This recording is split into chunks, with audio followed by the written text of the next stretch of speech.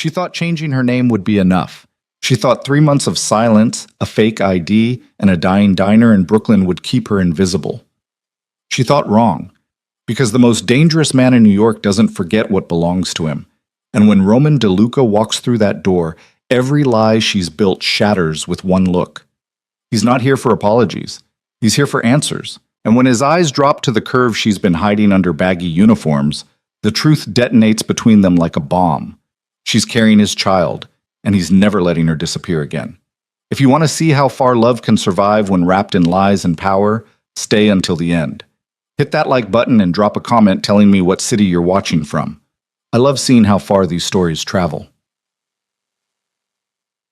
The fluorescent lights in Sal's diner buzzed like trapped insects, casting a sickly yellow glow over cracked vinyl booths and linoleum that had seen better decades. It was the kind of place where nobody asked questions, where the coffee was always burnt, and where a woman could disappear into the rhythm of refills and small talk without anyone caring who she used to be. Elena Morrison, though that wasn't the name on her name tag, moved through the breakfast rush with the practiced efficiency of someone who had learned to make herself small. The blue uniform hung loose on her frame, deliberately shapeless, hiding the secret that had become both her burden and her reason to keep breathing. Her dark hair was pulled back in a tight ponytail, no makeup, no jewelry, nothing that would catch the eye or trigger a memory. She was a ghost in plain sight, and she'd gotten good at it. "Refill, hun?"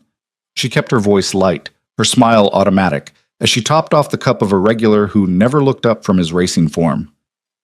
3 months of this.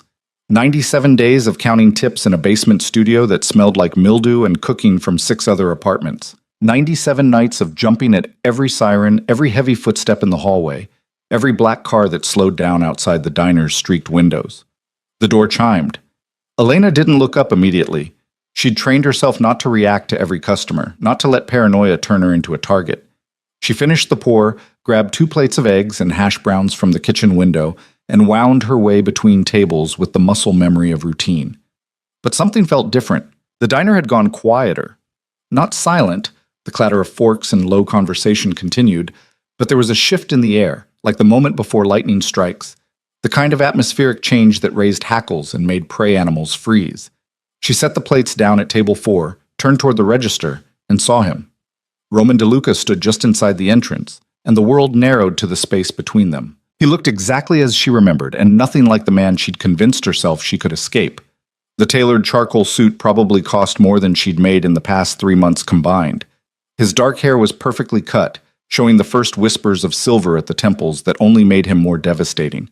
He was tall, broad-shouldered, and carried himself with the kind of casual authority that made everyone else in the room instinctively defer. But it was his eyes that stopped her heart. Dark, intelligent, and currently locked on her with the focused intensity of a predator that had finally cornered its prey. The coffee pot slipped in Elena's grip. She caught it before it shattered, but not before hot liquid sloshed over her hand. She barely felt the burn. Run. Every survival instinct screamed at her to move, to bolt for the back exit, to disappear into the Brooklyn morning and keep running until she hit the ocean. But her legs wouldn't obey. She stood frozen, watching as Roman moved toward her with the unhurried confidence of a man who knew his quarry had nowhere to go. "Table for one?" Sal called from behind the register, oblivious to the bomb that had just walked into his establishment. Roman didn't acknowledge him. He walked straight to Elena, stopping close enough that she could smell his cologne, something expensive and subtle that triggered a cascade of memories she'd spent 3 months trying to bury, close enough that she had to tilt her head back to meet his eyes. "Hello, Claire." His voice was deep, controlled, with just enough edge to let her know he'd caught the discrepancy between her real name and the plastic tag pinned to her uniform. "Or should I call you Sarah? Jennifer? How many names have you tried on since you disappeared?" Her mouth went dry. "I don't. The single word cut clean through her attempted denial. "Don't insult both of us by pretending you don't know exactly who I am and why I'm here." Around them, the diner had definitely gone quiet now. Sal was watching nervously from the register. A couple of regulars had stopped eating, sensing drama or danger, or both. Elena felt the weight of their attention like physical pressure. "Can we?" She glanced around, her voice barely above a whisper. "Can we not do this here?" Roman smiled, but there was nothing warm in it. "You made your choice of venue when you decided to hide in plain sight. We can do this here. We can do this outside. Or we can do this somewhere considerably less public. Your call. It wasn't really a choice, and they both knew it. Elena untied her apron with shaking hands, avoided Sal's questioning look, and grabbed her jacket from the hook by the kitchen. Roman's hand settled at the small of her back. Not rough, not forcing, but absolutely guiding as he steered her toward the door.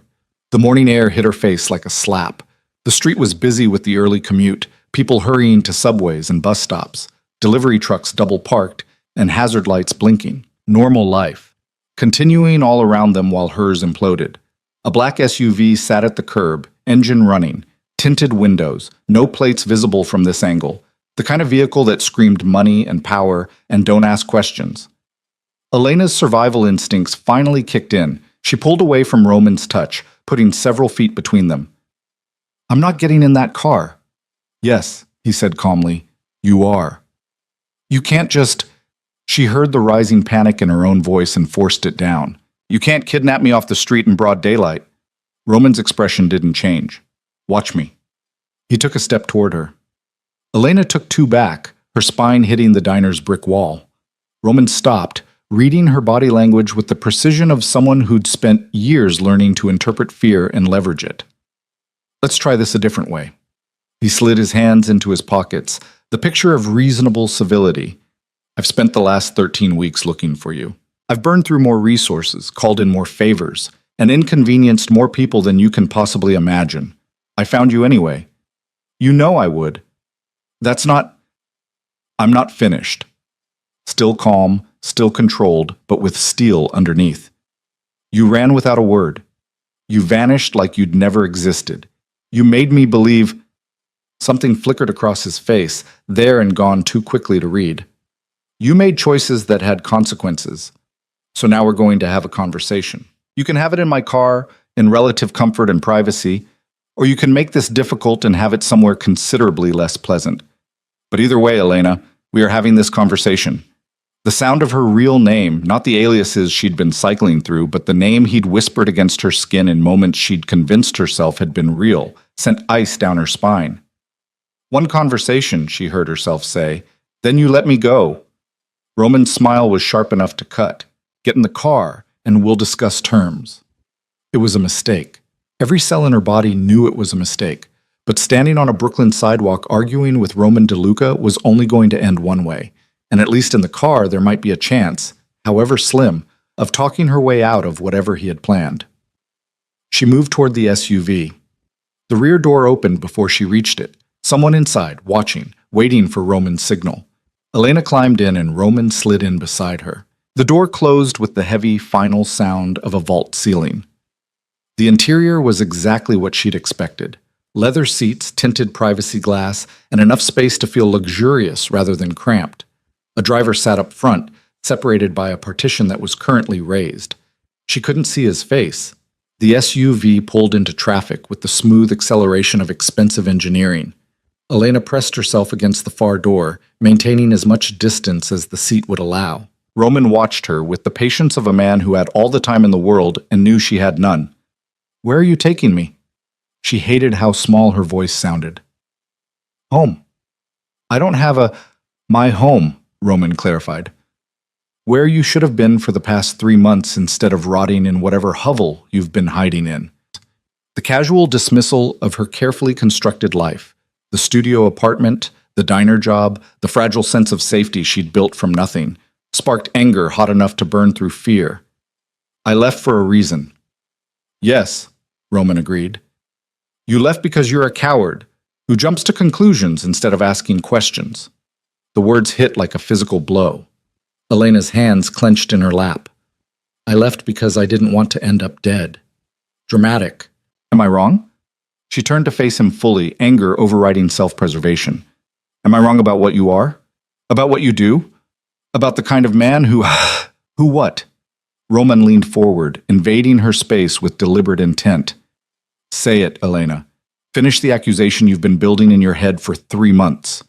Her breath came faster. The kind of man who kills people who become inconvenient. And you thought you'd become inconvenient. I know I did. Roman's jaw tightened, the first crack in his controlled facade. Based on what evidence? What prompted this sudden revelation that I was planning your murder? Elena's hand moved unconsciously to her stomach, a protective gesture she immediately tried to hide by reaching for her seatbelt. But Roman's eyes tracked the movement with laser focus.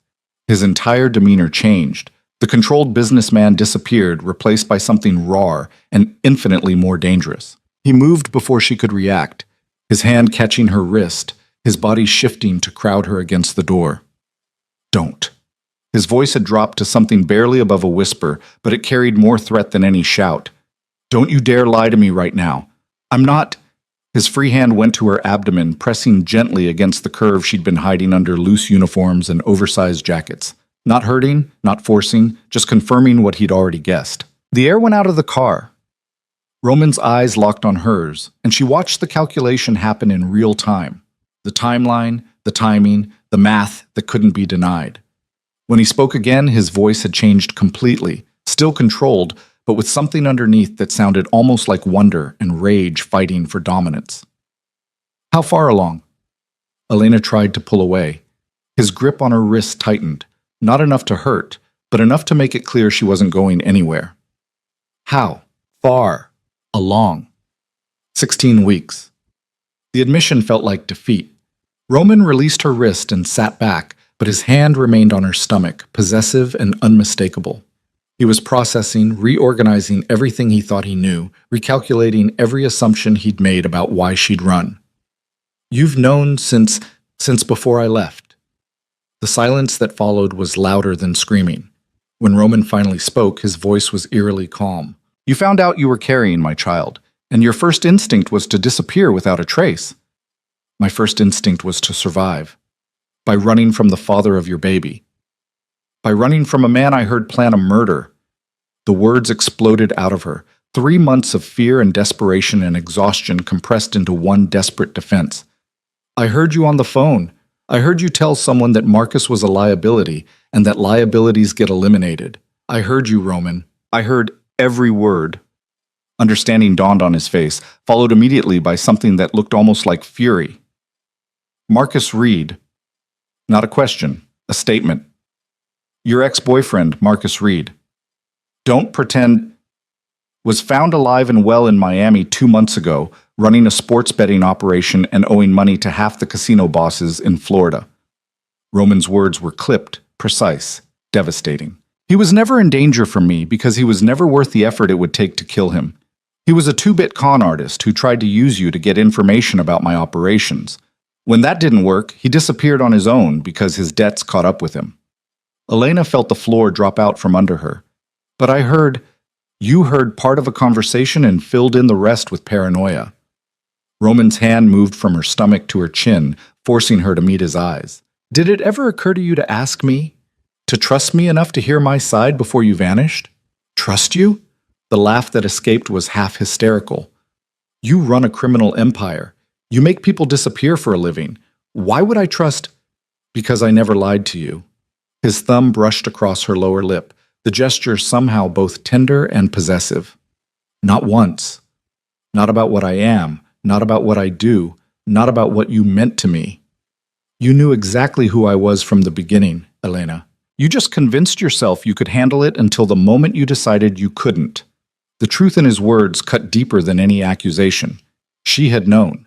From the first night she'd met him at a gallery opening where she'd been working coat check, she'd known Roman DeLuca wasn't a normal businessman. She'd known when he'd started showing up wherever she worked, always polite, always interested, always looking at her like she was the only person in the room who mattered. She'd known when she'd finally said yes to dinner, to drinks, to coming back to his penthouse, where the skyline spread out like a kingdom he owned. She'd known, and she'd fallen anyway. I was scared, she whispered. You should have been scared of running. Roman's voice softened slightly, but the steel underneath remained. Do you have any idea what these past 3 months have been like? What I thought happened to you? You thought I was dead. I thought someone had taken you to get to me. I thought I was going to find your body. His hand moved to the back of her neck, fingers tangling in her ponytail. I tore this city apart looking for you. I called in every favor, threatened every contact, followed every lead that went nowhere. And all the while you were hiding in a diner in Brooklyn, carrying my child and thinking I was the monster. The raw pain in his voice did something to her carefully constructed defenses. This wasn't the cold, calculated crime boss she'd convinced herself she was fleeing. This was a man who'd spent 3 months in hell, and she'd put him there. I'm sorry. The words felt inadequate. Sorry doesn't fix this. Roman released her, sitting back and straightening his suit with the sharp, controlled movements of someone reassembling their armor. But we're going to. What does that mean? It means you're coming home. It means you're going to be monitored by actual doctors instead of whatever back alley clinic you've been using. It means you're going to eat properly, rest properly, and stop living like a fugitive. You can't just, I can, and I am. He met her eyes with absolute certainty. That baby you're carrying is mine, which makes you mine, and I protect what's mine. The possessiveness in his tone should have terrified her. Instead, it triggered something else, a flare of defiance that had been buried under months of fear and survival mode. I'm not your property. No, Roman agreed. You're the mother of my child, which is considerably more important. The SUV slowed, and Elena realized they were pulling into an underground garage. Not just any garage. She recognized the building. Roman's penthouse took up the top 3 floors of one of Manhattan's most exclusive addresses. She'd spent enough nights there to know every corner, every view, every room where She forced the memories away. What if I refuse? Roman's smile was cold. Then you make this harder on yourself than it needs to be. I'm trying to be reasonable, Elena. I'm trying to give you choices. But understand this, you are not leaving. Not today, not tomorrow, not until we've had every conversation we should have had 3 months ago. So you can cooperate or you can fight, but either way, the outcome is the same. The car stopped. The driver's door opened, closed. Footsteps approached. Roman's expression softened fractionally. I'm not the villain you've made me out to be, but I'm also not going to apologize for doing whatever it takes to keep you and my child safe, even if that means protecting you from your own fear. The door opened. Roman stepped out, then turned and offered his hand. Elena stared at it, at the choice that wasn't really a choice, at the hand that had touched her with tenderness and threat in equal measure, at the future she'd been running from finally catching up. She took his hand. The penthouse elevator required a key card and a code. Roman's thumb moved over the panel with practiced ease, and the doors closed them into a space that felt more like a luxury hotel than a simple elevator. Mirrors, soft lighting, the subtle hum of expensive machinery carrying them upward. Elena watched their reflection. Roman, composed and powerful in his tailored suit. Herself, rumpled and exhausted in a discount store jacket and cheap sneakers, looking exactly like what she was, someone who'd been surviving instead of living. When was the last time you had a decent meal? Roman asked quietly. I eat. When was the last time you had something other than diner food and whatever you could afford on a waitress salary? Elena didn't answer. The elevator opened directly into the penthouse. The space hit her like a wave of memory, floor-to-ceiling windows overlooking Central Park, modern furniture in shades of gray and cream, art that cost more than most people made in a year. Everything exactly as she remembered, and somehow completely foreign now that she was here as a prisoner instead of a guest. A woman appeared from one of the side hallways, late 50s, professionally dressed, with the efficient demeanor of someone used to managing complex households. She took one look at Elena, and her expression shifted to something Elena couldn't quite read. Mrs. Chen, Roman said, this is Elena. She'll be staying with us. Please have the guest suite prepared, the one with the eastern exposure. Mrs. Chen's eyes flickered to Elena's stomach with the quick assessment of someone who'd seen everything and was surprised by nothing. Of course. Would the young lady like something to eat? Some tea? Both, Roman answered before Elena could. And call Dr. Morrison. Tell him I need him here within the hour. I don't need a doctor, Elena protested. Roman ignored her, nodding to Mrs. Chen, who disappeared back down the hallway. He turned to Elena, and for the first time since he'd walked into the diner, something almost gentle crossed his features. When's the last time you saw a doctor? A real one, not some clinic that takes cash and doesn't ask questions. Elena's silence was answer enough. Roman's jaw tightened. 16 weeks, 4 months without proper prenatal care because you were too scared to risk leaving a paper trail. I was trying to survive, You were trying to disappear, and you nearly succeeded. He moved closer, and this time Elena didn't back away. But survival without care for you or the baby isn't survival. It's slow-motion disaster. So what's this? Elena gestured at the penthouse, at the implicit cage it represented.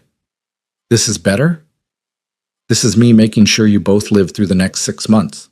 Roman's hand rose to cup her face, thumb brushing her cheekbone with unexpected tenderness. This is me doing what I should have done before you felt scared enough to run. Making sure you understand that you are protected, not threatened, valued, not expendable. By holding me hostage? By keeping you alive. His eyes held hers. You think you were safe out there? You think whoever convinced you I was going to kill Marcus wouldn't eventually figure out where you were? You think hiding in a diner and living in whatever basement you've been rotting in was a sustainable plan? Elena felt tears prick her eyes and forced them back. I didn't know what else to do. You ask questions. You trust the person who never gave you reason not to. You don't run. Roman's other hand settled on her waist, steadying her. But you did run, so now we're here. And we're going to fix this. How? By starting over. By having the conversations we should have had. By me proving that I'm not the threat you think I am, and by you proving that you're ready to stop being a victim of your own paranoia. Before Elena could respond, Mrs. Chen returned with a tray. Tea, sandwiches cut into precise triangles, fruit that looked too perfect to be from a normal grocery store. She set it on the coffee table and disappeared again with the same quiet efficiency. Eat, Roman instructed. I'm not hungry. Eat anyway. Not a request. Elena moved to the couch and sat, more because her legs were shaking than because she was following orders. Roman settled into the chair across from her, watching as she reluctantly picked up a sandwich. The first bite reminded her how long it had been since she'd had food that wasn't reheated or coming out of a plastic wrapper. She tried to eat slowly, to maintain some dignity, but hunger won out. Roman watched in silence until she'd finished 2 sandwiches and most of the fruit. When she finally sat back, feeling simultaneously better and vulnerable for showing weakness, he spoke. Tell me about the baby. What do you want to know? Everything. When you found out, how you've been managing, what the... He paused, something crossing his face. What the pregnancy has been like. Elena's hand moved to her stomach again, that unconscious protective gesture. I found out 6 days before I left. I'd been feeling off for a couple weeks, so I finally bought a test. 3 of them, actually. All positive. And your first thought was to run. My first thought was panic. She met his eyes. I was in a relationship with a man I knew was dangerous. I just overheard what I thought was a murder plot, and I was pregnant. What was I supposed to think? You were supposed to trust me enough to ask. I was scared. Of me. Of the situation. Of what it meant. Of what would happen if... She broke off, the tears she'd been fighting finally spilling over. I didn't know what to do. Roman was across the space before she could blink, pulling her up and into his arms with a gentleness that contradicted everything she'd convinced herself about who he was. She tried to resist, to maintain some distance, but 3 months of fear and loneliness and carrying this secret alone finally broke through her defenses. She cried against his chest while he held her, one hand stroking her back, the other cradling her head. He didn't speak, didn't offer platitudes, just held her while she fell apart. When the tears finally subsided, Elena pulled back, embarrassed and exhausted. Roman produced a handkerchief from his pocket, actual cloth, monogrammed, the kind of detail that spoke to old money and older manners. I'm sorry, she managed. Don't be. He guided her back to the couch, this time sitting beside her. You've been carrying this alone for too long. The doorbell chimed, a soft, expensive sound. Mrs. Chen appeared to answer it, and moments later a man in his 60s entered, carrying the kind of leather medical bag that belonged in period dramas. Dr. Morrison, Roman said. Thank you for coming. The doctor's eyes went immediately to Elena, professional assessment evident. Ms. Elena, she supplied.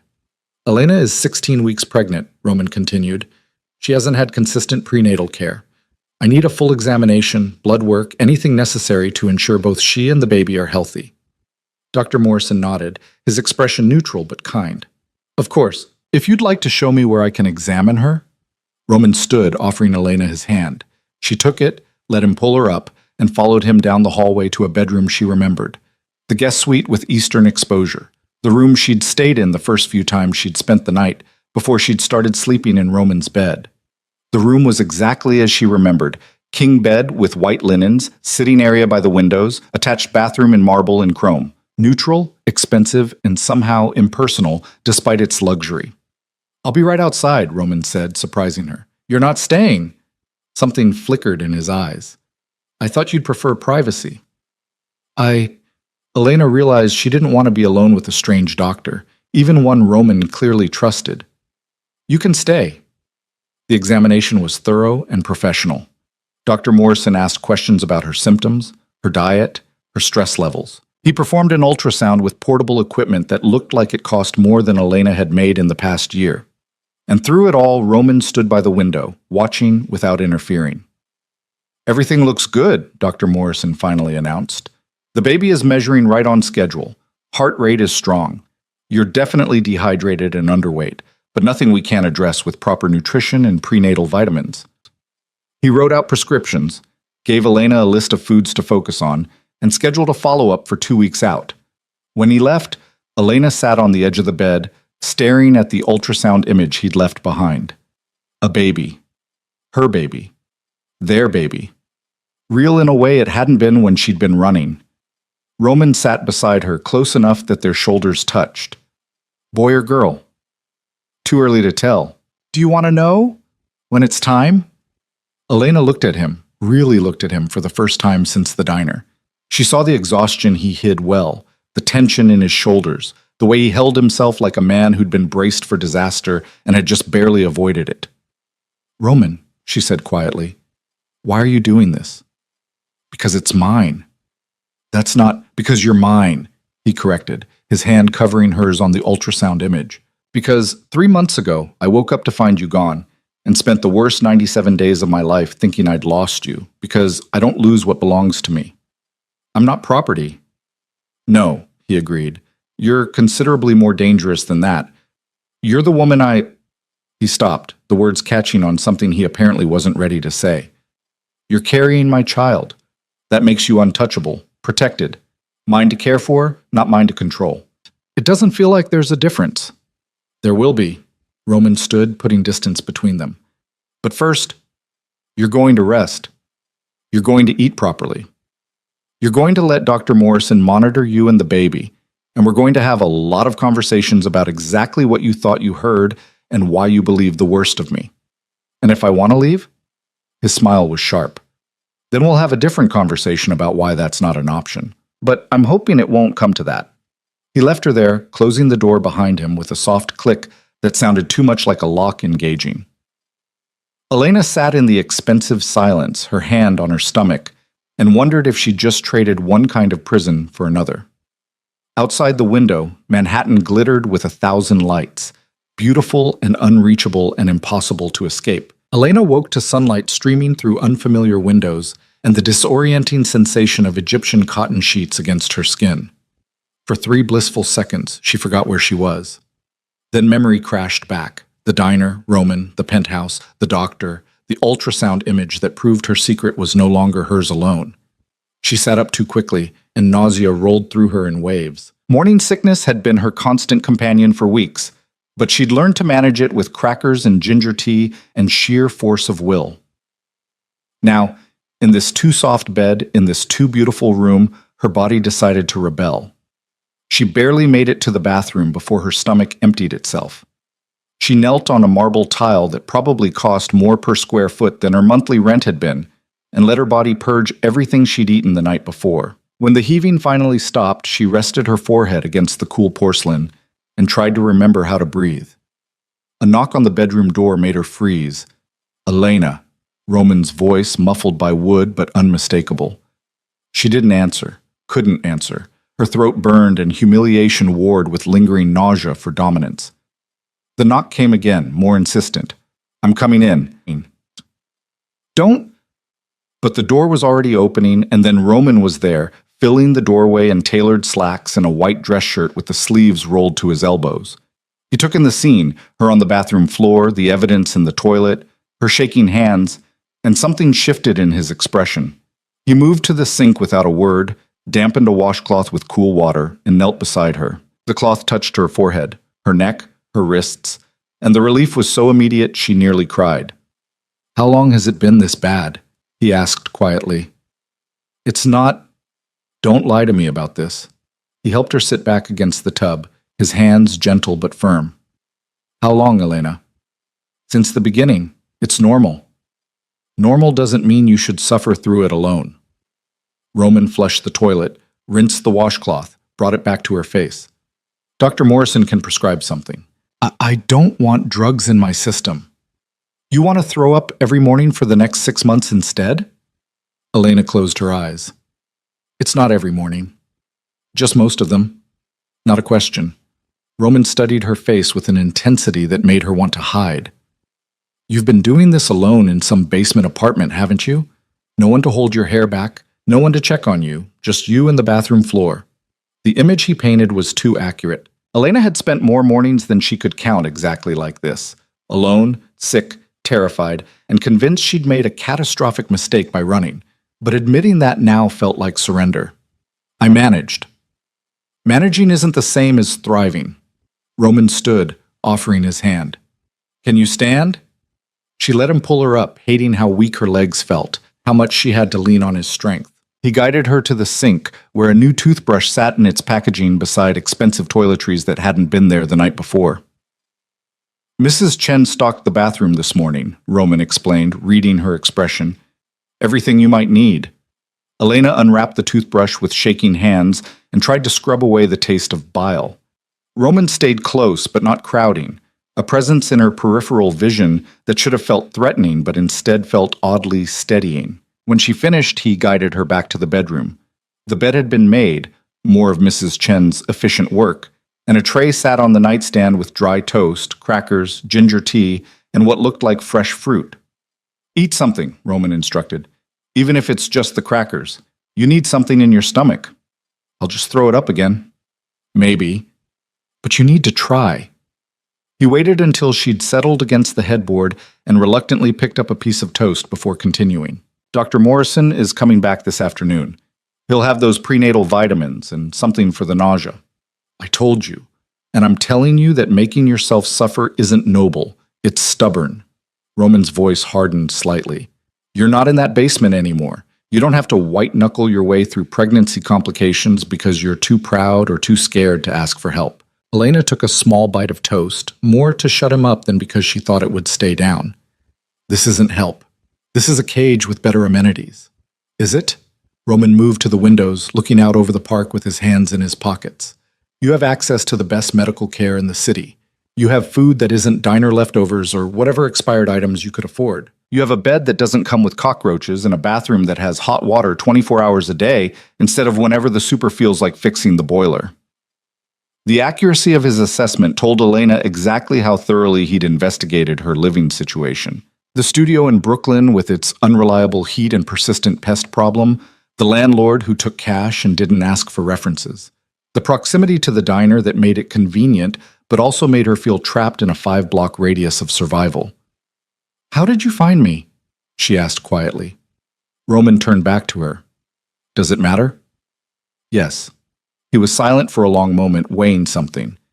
"You used your real social security number to get the apartment. Fake name, but real documentation where it counted, because you needed something binding enough that a landlord would take cash without asking too many questions. Once I knew to look for that pattern, the rest was just time and resources. So the fake name didn't matter at all. The fake name slowed me down by about 3 weeks." Roman's expression was unreadable. "You did better than most people trying to disappear. But you're not most people, and I'm not most pursuers." Elena set the toast down, her appetite gone. "What happens now?"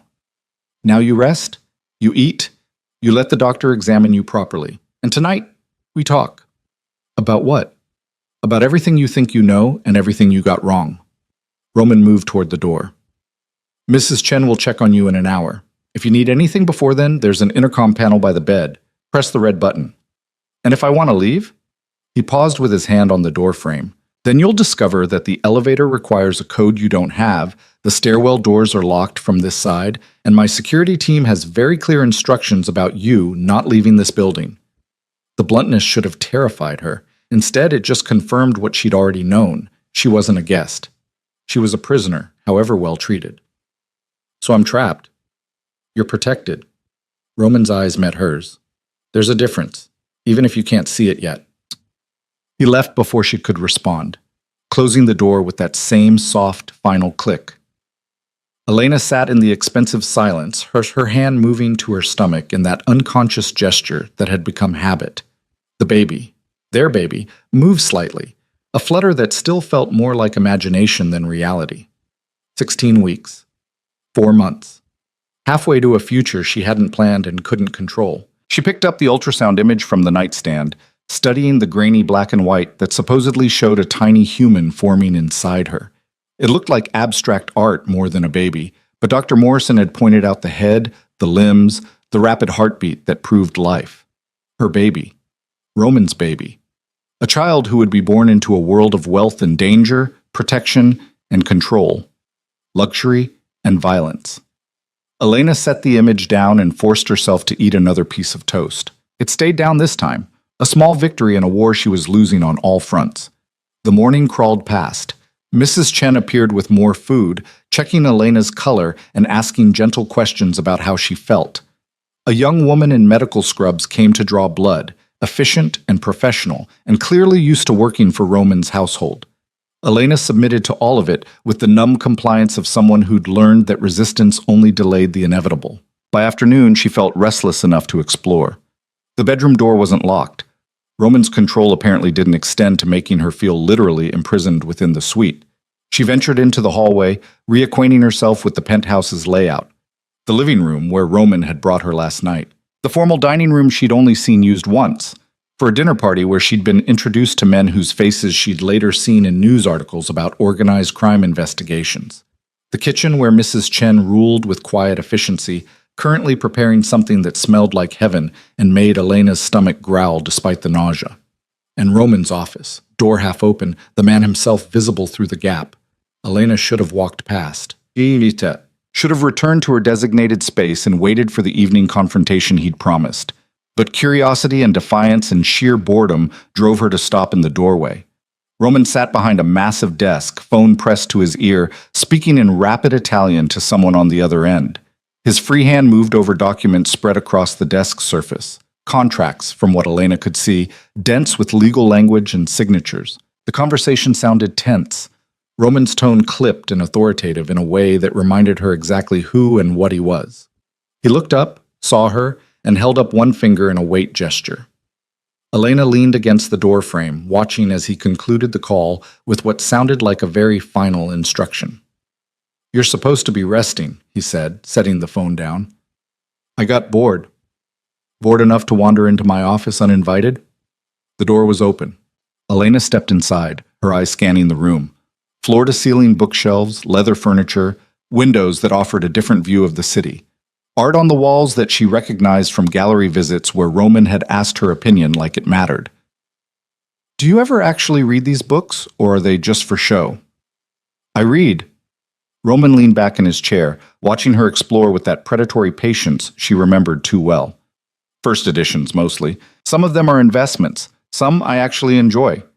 Elena pulled a volume from the shelf. Dante's Inferno in the original Italian, leather-bound, and probably worth more than she'd made in 6 months. "Did you read this one?" "Multiple times." Roman's expression shifted to something almost amused. "My grandfather insisted I know the classics. He said a man who runs an empire should understand the architecture of hell." How philosophical. Elena replaced the book carefully. "Was he also a—" She stopped, unsure how to finish the question. "Criminal?" Roman supplied. "Yes, unapologetically. He built what I inherited, and he taught me that power without culture is just thuggery with money. And murder without poetry is just murder? Something like that." Roman stood, moving around the desk to close some of the distance between them. "You're trying to provoke me. I'm trying to understand you." Elena met his eyes. 3 months ago, I thought I knew who you were. Then I heard that phone call and realized I didn't know anything.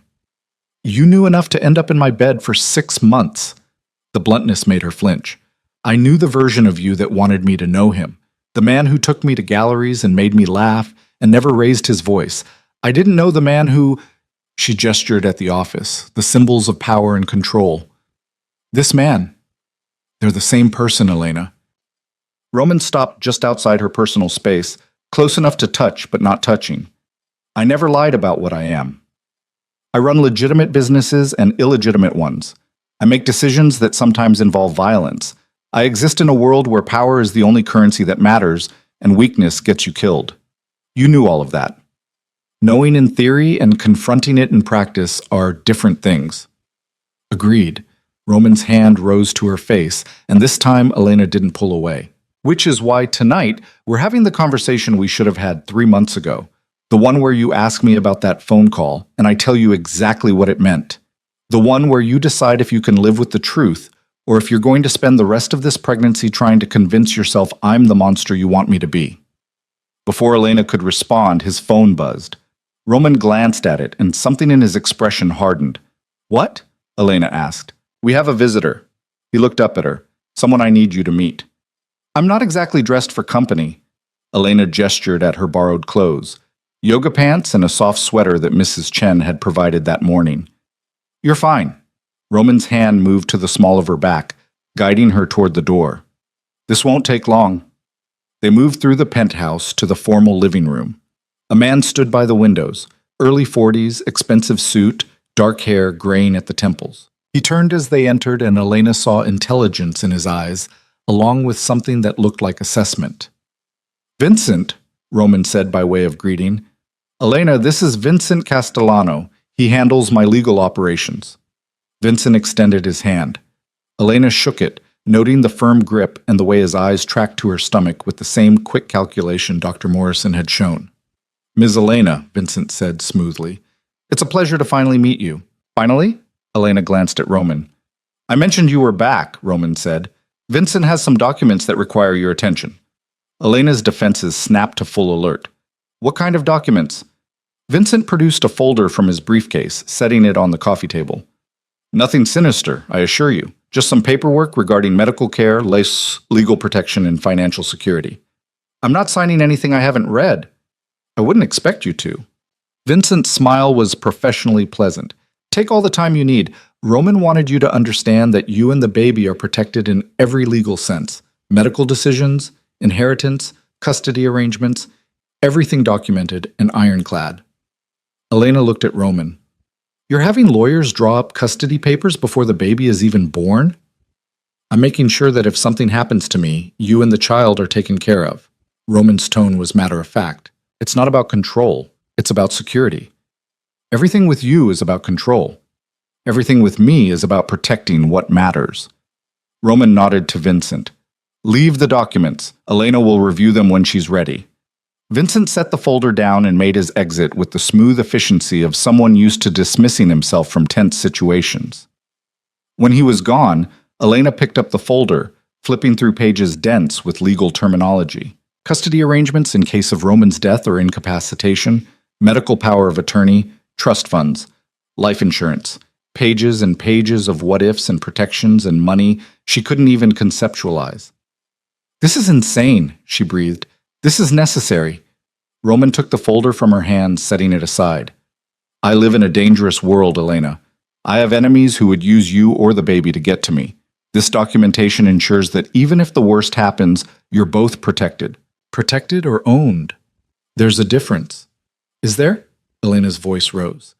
Because from where I'm standing, this looks a lot like you're building a legal fortress around me and the baby, making sure I can't leave even if I want to. You can leave. Roman's voice was dangerously calm. The moment that baby is born healthy and safe, you can walk out of here and never look back. But you won't take my child into a life of instability and fear because you're too stubborn to accept help. So I can leave, but only if I abandon my baby? You can leave, but the baby stays protected. Whether that's with you or without you is your choice. Roman's eyes were hard. I'm not the villain here, Elena.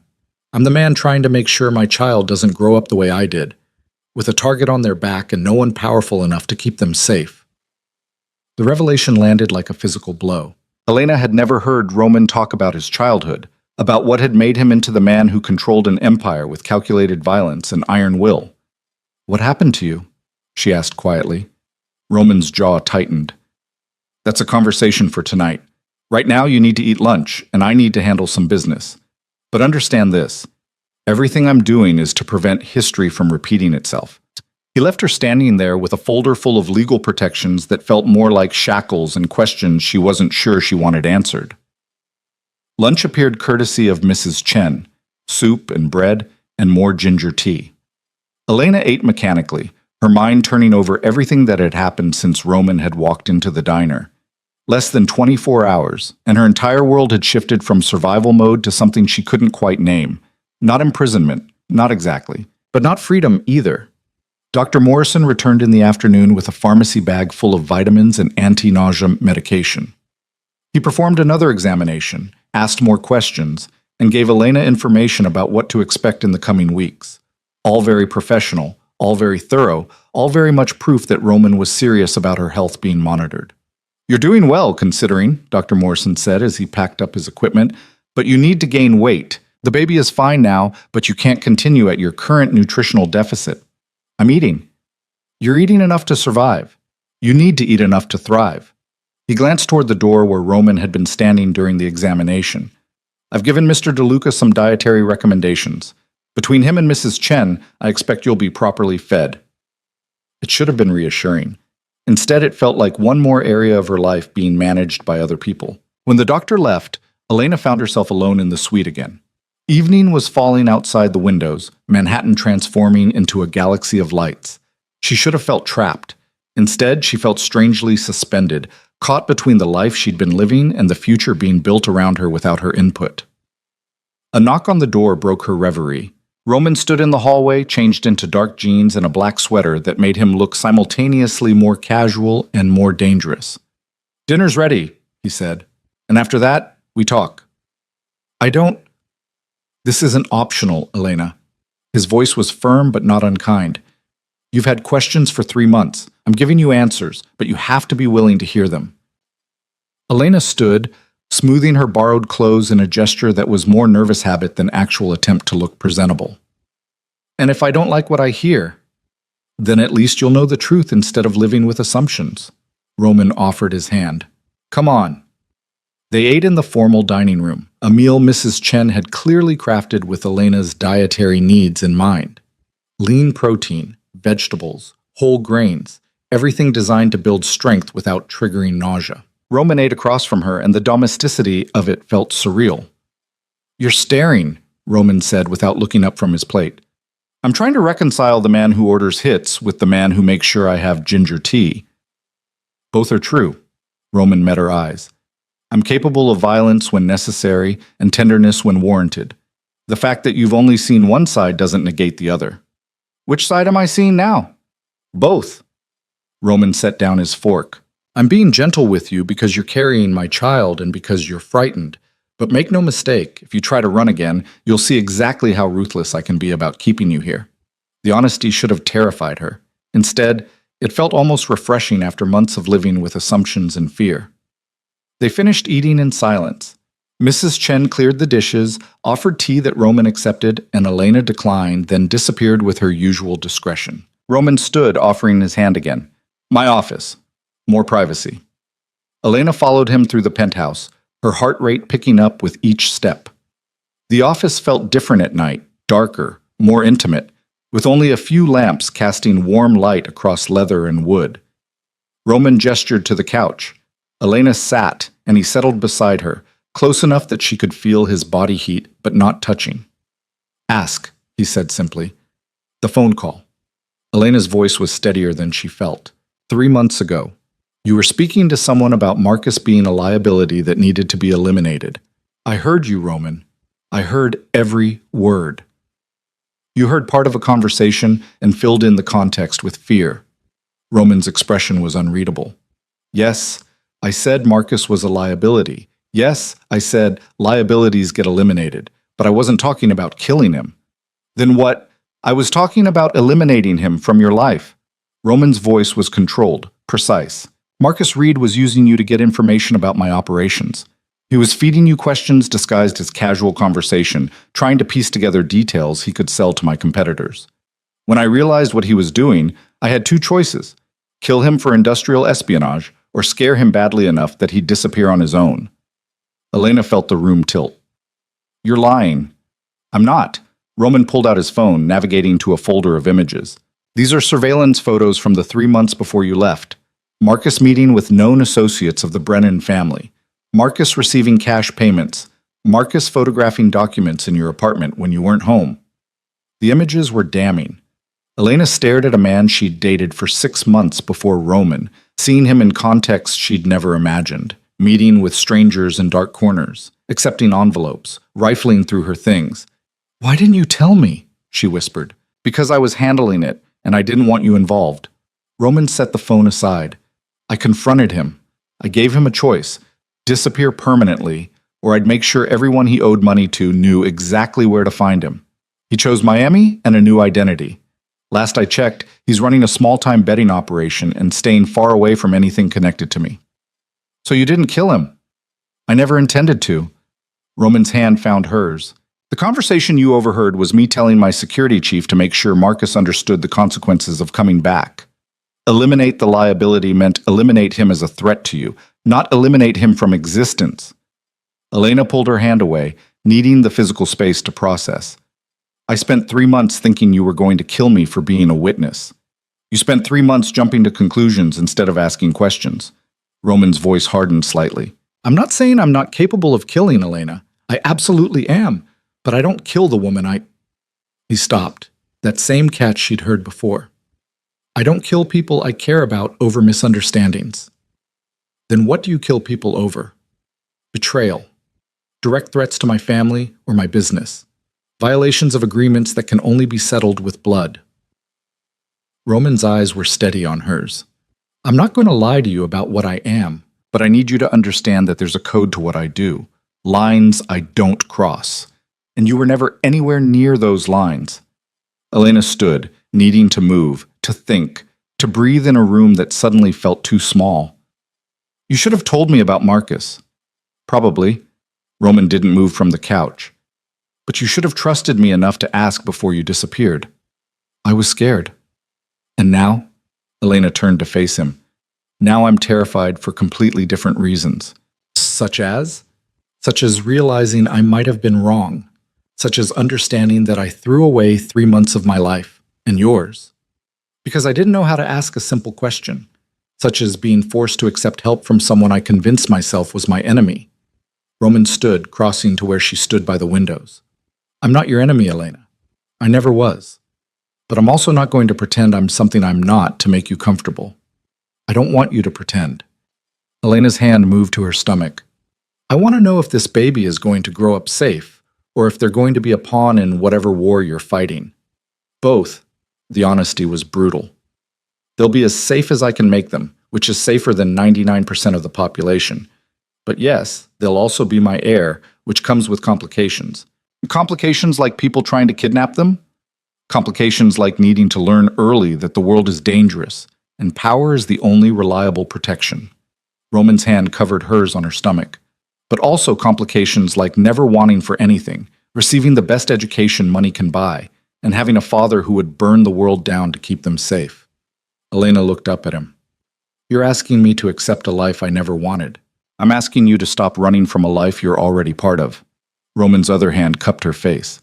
You can fight me, you can resent me, you can spend the next 6 months looking for escape routes.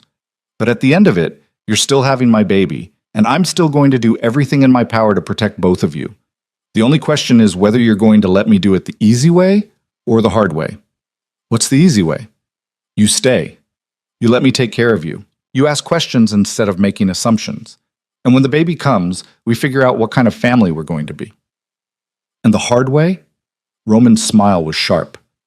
You fight every step, I control every detail, and we both end up miserable while the baby gets caught in the crossfire of our stubbornness.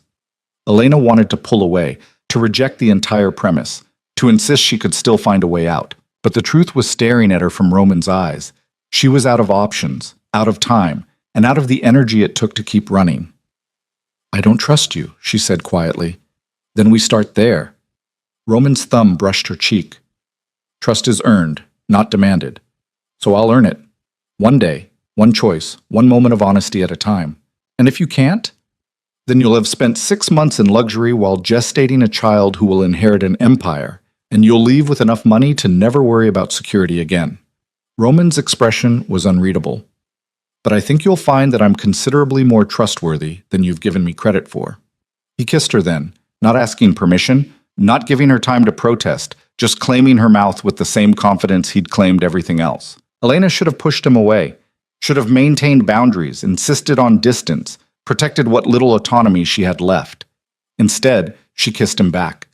Because despite everything, the fear, the imprisonment, the complete loss of control, her body remembered his, remembered how he'd touched her like she was precious and dangerous in equal measure, remembered nights when the rest of the world had disappeared and all that existed was the space between them. When he finally pulled back, they were both breathing hard. "This doesn't fix anything," Elena managed. "No," Roman agreed, "but it's a start." The kiss left Elena more unsettled than any threat could have. She retreated to her suite with Roman's taste still on her lips and her mind spinning with contradictions. How could she fear him and want him simultaneously? How could she resent the cage he'd built while feeling safer than she had in months? Sleep came in fragments, broken by dreams where she ran through endless hallways that all led back to Roman's arms. Morning brought another round of nausea, but this time Elena managed it with the medication Dr. Morrison had prescribed. The relief was immediate and overwhelming. No more losing her breakfast, no more shaking on bathroom floors, no more pretending strength she didn't possess. She hated that Roman had been right about needing help, but she couldn't deny the difference it made. Mrs. Chen appeared with breakfast, perfectly poached eggs, whole grain toast, fresh fruit arranged like art on expensive china. Elena ate at the small table by the windows, watching the city wake up beneath her, and tried to construct a plan that didn't exist. She was trapped, yes, but Roman had offered something unexpected last night. Honesty.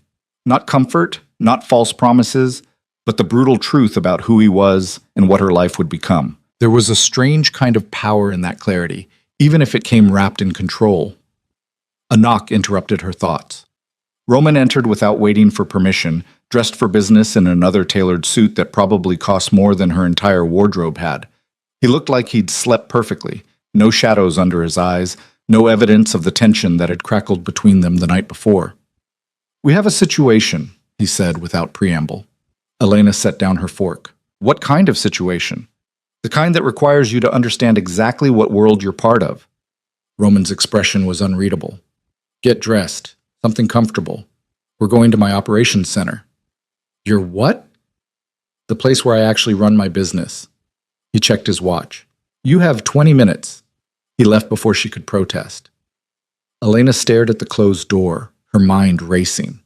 Operations Center sounded ominous, like something from a crime thriller. But Roman's tone had been matter-of-fact, like he was inviting her to a routine office visit rather than into the heart of whatever empire he controlled. She dressed in the clothes Mrs. Chen had provided, dark jeans that actually fit her changing body, a soft sweater in charcoal gray, comfortable boots. When she emerged from the suite, Roman was waiting in the hallway with two men she'd never seen before. Both were built like walls, with the kind of watchful stillness that screamed security. "Elena, this is Marcus and Tony. They'll be with us today." Roman's hand settled at her back, guiding her toward the elevator. "Standard protocol." "For what?" "For keeping you alive." He said it casually, like discussing the weather. The elevator descended past the lobby to a sub-level parking garage Elena hadn't known existed. Another black SUV waited, engine running, with a driver behind the wheel and a third security guard in the passenger seat. Roman handed her into the back, slid in beside her, and the vehicle was moving before she'd even fastened her seatbelt. Manhattan blurred past the tinted windows. Elena recognized the route vaguely, heading downtown toward the financial district. The SUV navigated traffic with the confidence of someone who knew exactly where they were going and didn't care about minor inconveniences like red lights or pedestrians. "You're scaring me," Elena said quietly. Roman glanced at her. "Good. You should understand what's at stake." "Which is what?" Everything. He pulled out his phone, scrolled through messages with sharp efficiency. 3 months ago, while you were busy running, someone tried to rob one of my warehouses. They failed, but the attempt was sophisticated enough to suggest inside information. I've been investigating since then, pulling threads, following money. This morning, those threads led somewhere I didn't expect. Elena's stomach tightened. Where? To a setup that almost got you killed. Roman's jaw clenched. And to a person I'm going to deal with today. The SUV pulled into an underground garage beneath a building that looked abandoned from the outside. But once they descended below street level, everything changed. Security cameras, card readers, guards with visible weapons checking credentials. The vehicle passed through 2 checkpoints before stopping in front of a reinforced door. Roman exited, offering his hand to Elena. She took it because refusing felt pointless, and because part of her needed the anchor of his touch in this suddenly alien environment. They entered a corridor that could have belonged to any high-security facility. Concrete walls, fluorescent lighting, doors marked with numbers and codes she didn't understand. At the end of the corridor, double doors opened into a room that took Elena's breath away. It looked like a command center from a spy movie. Multiple screens covered one wall, showing feeds from what must have been dozens of locations. Desks with computers, people working with focused intensity, phones ringing with muted urgency. Maps covered another wall, the city broken down into territories, marked with pins and annotations that probably meant life or death to someone. A man in his 50s stood from one of the desks as they entered. Salt and pepper hair, expensive but understated suit, eyes that cataloged Elena in a single glance before returning to Roman. "She's here?" Roman asked. "Secured in room 3. Waiting exactly as long as you wanted her to wait." The man's voice carried the faint accent of someone who'd learned English as a second language decades ago. "Good." Roman turned to Elena. "This is Dmitri. He runs intelligence operations. Dmitri, this is Elena. She's to be protected at all costs and given access to anything I have access to." Dmitri's expression shifted minutely. Surprise, assessment, acceptance. "Understood." "Wait." Elena pulled her hand from Roman's. "What do you mean, access to anything you have access to?" "I mean exactly that." Roman faced her fully. "You wanted to understand my world? This is it. The command center where I coordinate legitimate and illegitimate operations. The place where decisions get made about money, territory, and occasionally who lives and dies. You're going to see all of it." "Why?" "Because you're carrying my air, which makes you a target." Roman's voice was harder now, all business. "Because you need to understand that the life I'm offering isn't just luxury penthouses and doctors on call.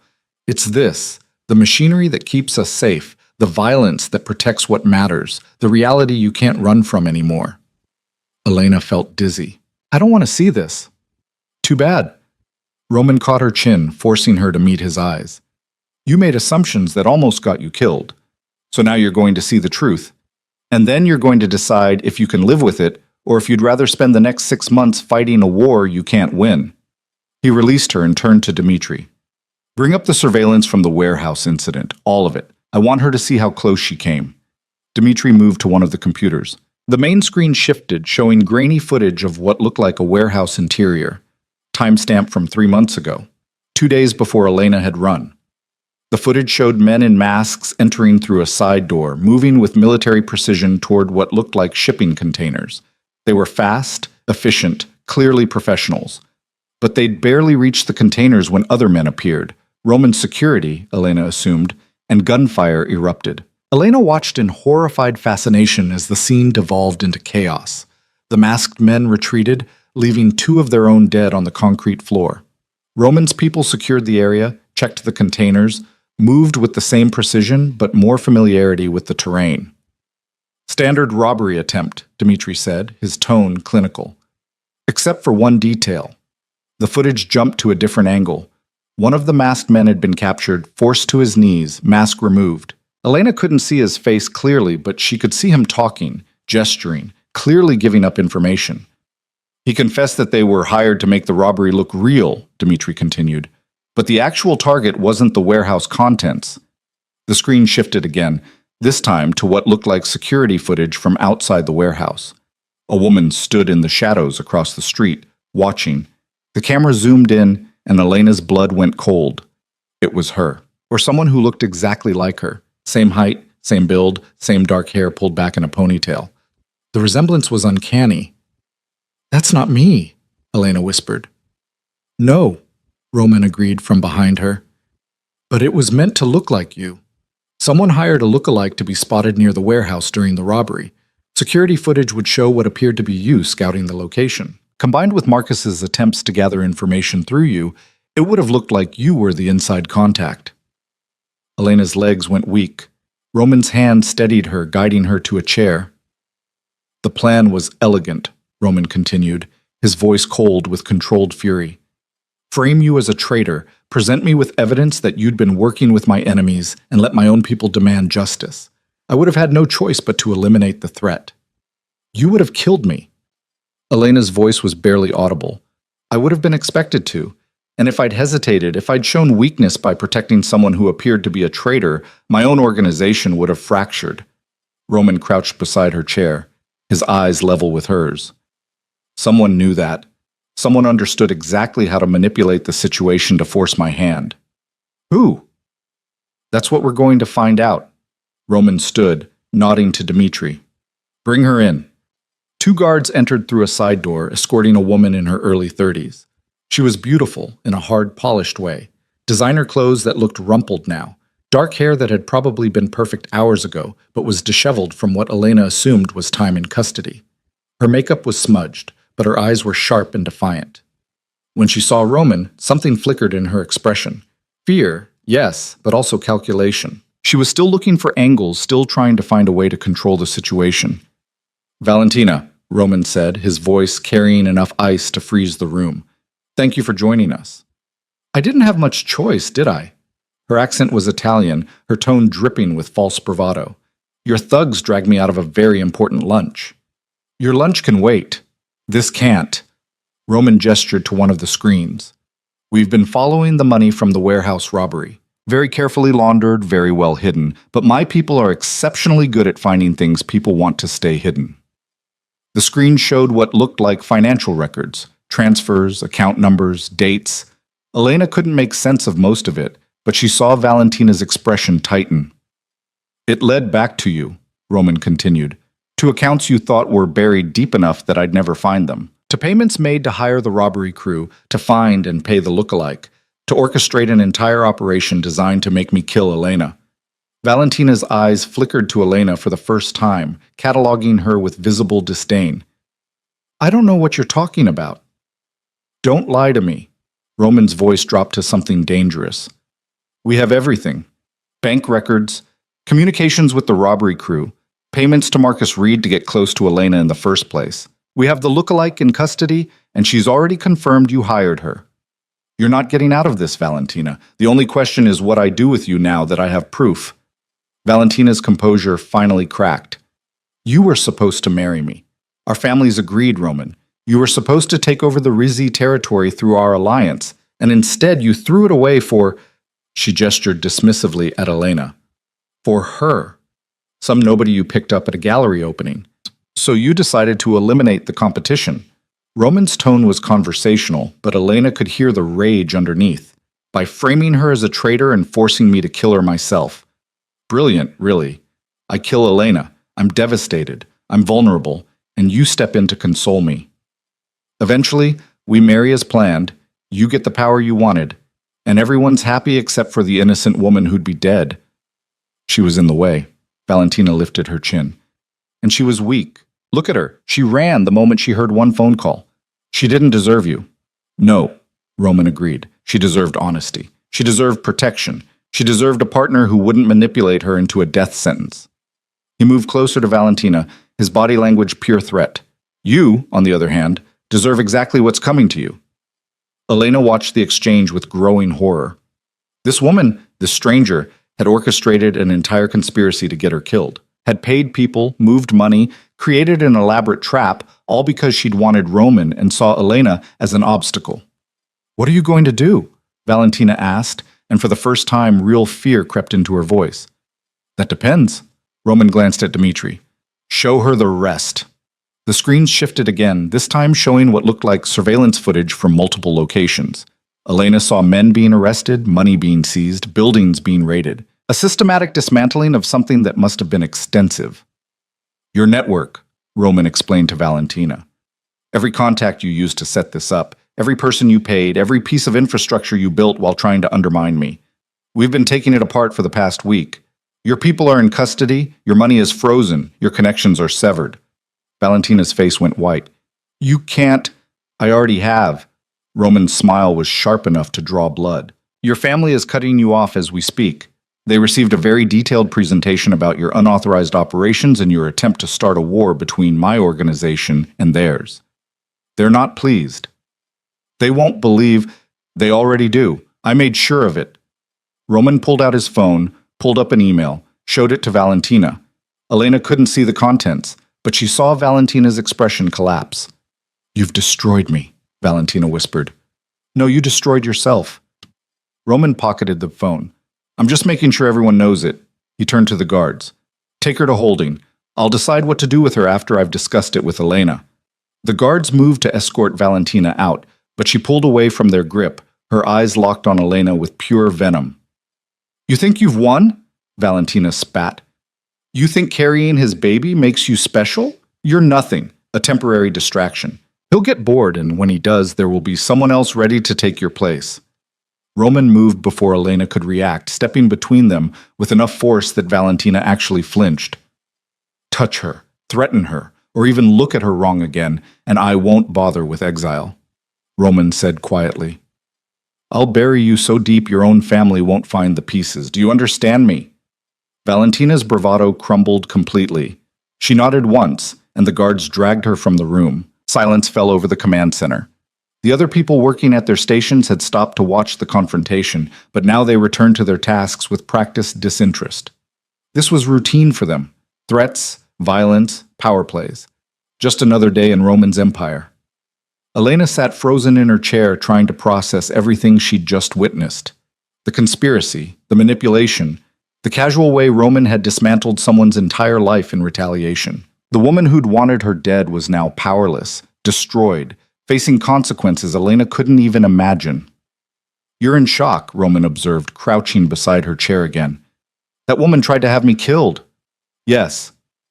She manipulated Marcus into getting close to me, hired someone to impersonate me, staged a robbery that would make it look like I was a traitor. Also, Elena couldn't finish the sentence. Also, I'd execute you and eliminate the obstacle to her ambitions. Roman's hand found hers, and it almost worked. If you hadn't run when you did, if you'd stayed even a few more days, the frame would have been complete. I would have been presented with evidence that looked irrefutable, and I would have been expected to act. Would you have? Elena met his eyes. If you'd believed I was a traitor, would you have killed me? Roman's expression was unreadable. I don't know. I want to say no, that I would have questioned the evidence, that I would have found the truth before doing something irreversible. But honestly, I don't know. The admission was somehow more terrifying than any threat.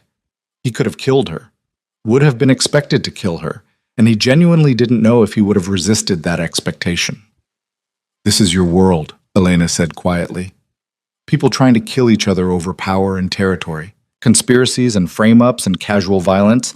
This is what our baby will be born into. Yes, Roman didn't try to soften it. This is reality.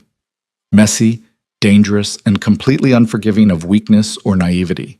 And you want me to accept this. I want you to understand it. Roman helped her to her feet. I want you to see that the protection I'm offering isn't just comfort, it's survival. Without me, you would have died 3 months ago. With me, you and the baby have a chance at something more than just staying alive. Elena pulled her hand from his, needing space to think. She walked to the wall of screens, watching feeds from locations she didn't recognize.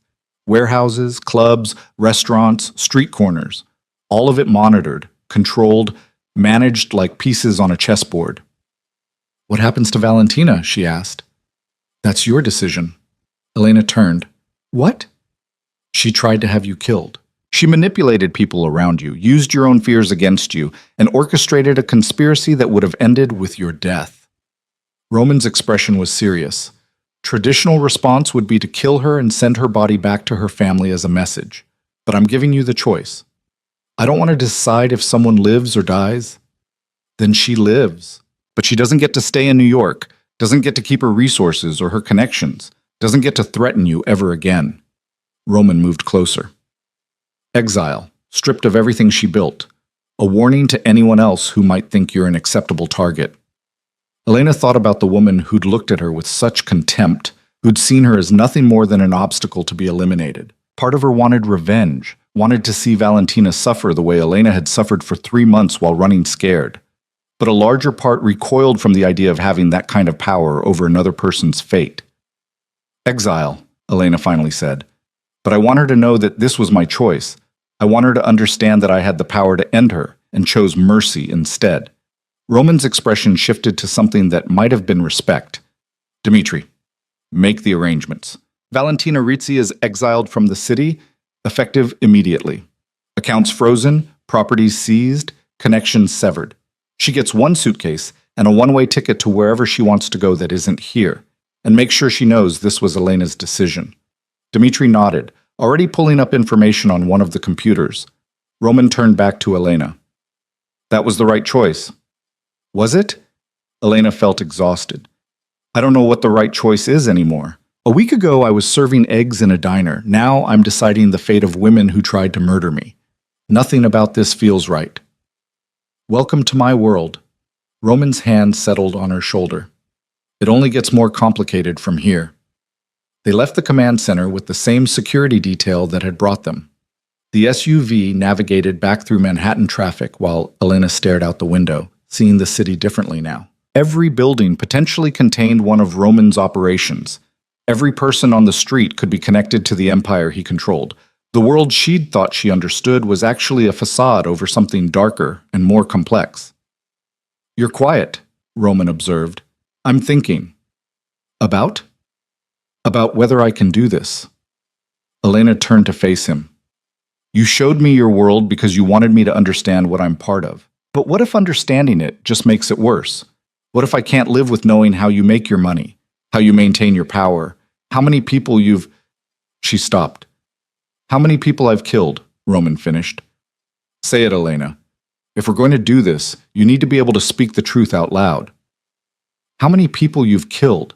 The words felt heavy. Fewer than you probably imagine, more than you'd be comfortable with. Roman's voice was steady. I don't enjoy violence. I don't seek it out. But when it's necessary to protect what's mine or maintain the balance that keeps everyone safe, I don't hesitate. How do you live with that? By understanding that the alternative is worse.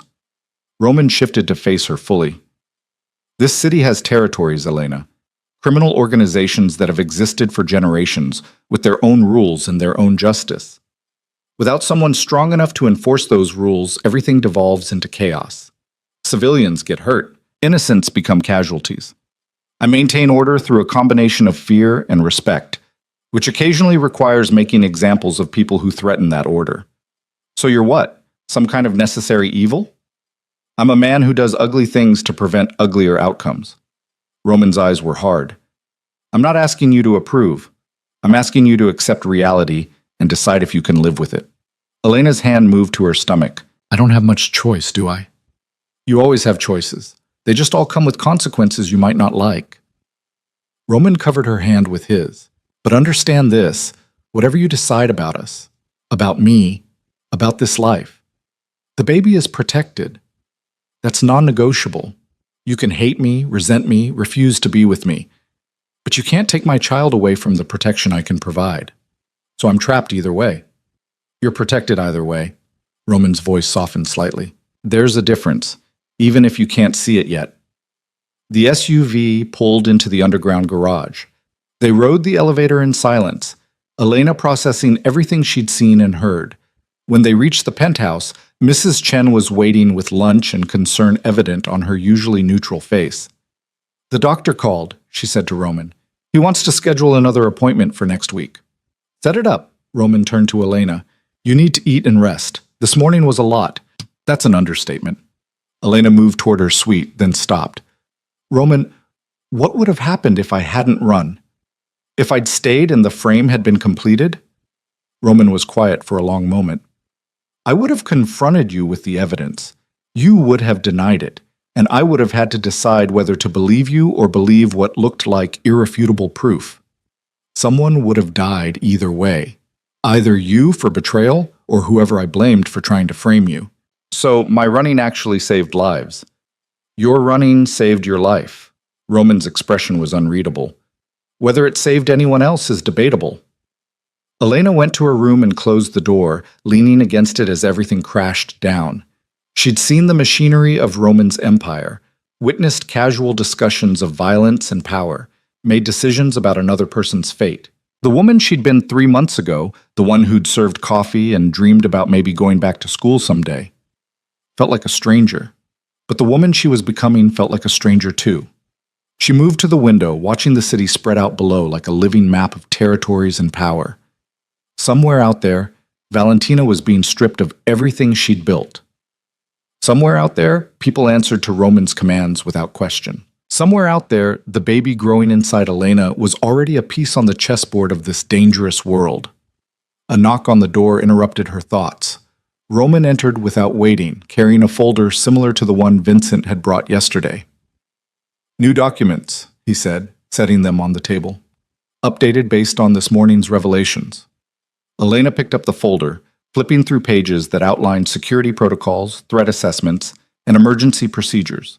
It read like a manual for living under siege. "This is excessive," she said. "This is necessary." Roman moved to stand beside her.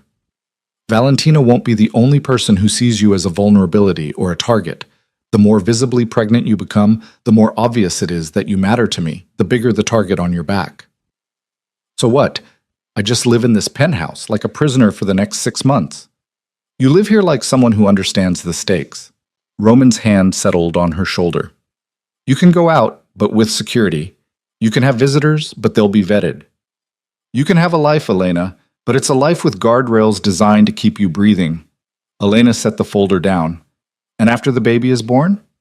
We reassess, see what kind of family we want to be, figure out if you can live with loving a monster." Roman's voice carried an edge of something that might have been vulnerability. "You're not a monster." "No?" Roman turned her to face him. "I destroyed a woman's entire life this morning without breaking a sweat. I have people killed when they threaten my interests. I run an empire built on violence and fear. What part of that isn't monstrous? The part that's trying to protect me and our baby." Elena met his eyes. "The part that gave me the choice about Valentina instead of just making the decision yourself. The part that's trying to earn my trust instead of just demanding it." Something shifted in Roman's expression. "You're too forgiving." "I'm trying to survive." Elena's hand covered his on her shoulder. "And I'm starting to understand that surviving in your world means accepting things I never thought I'd have to accept." Roman pulled her closer, his forehead resting against hers.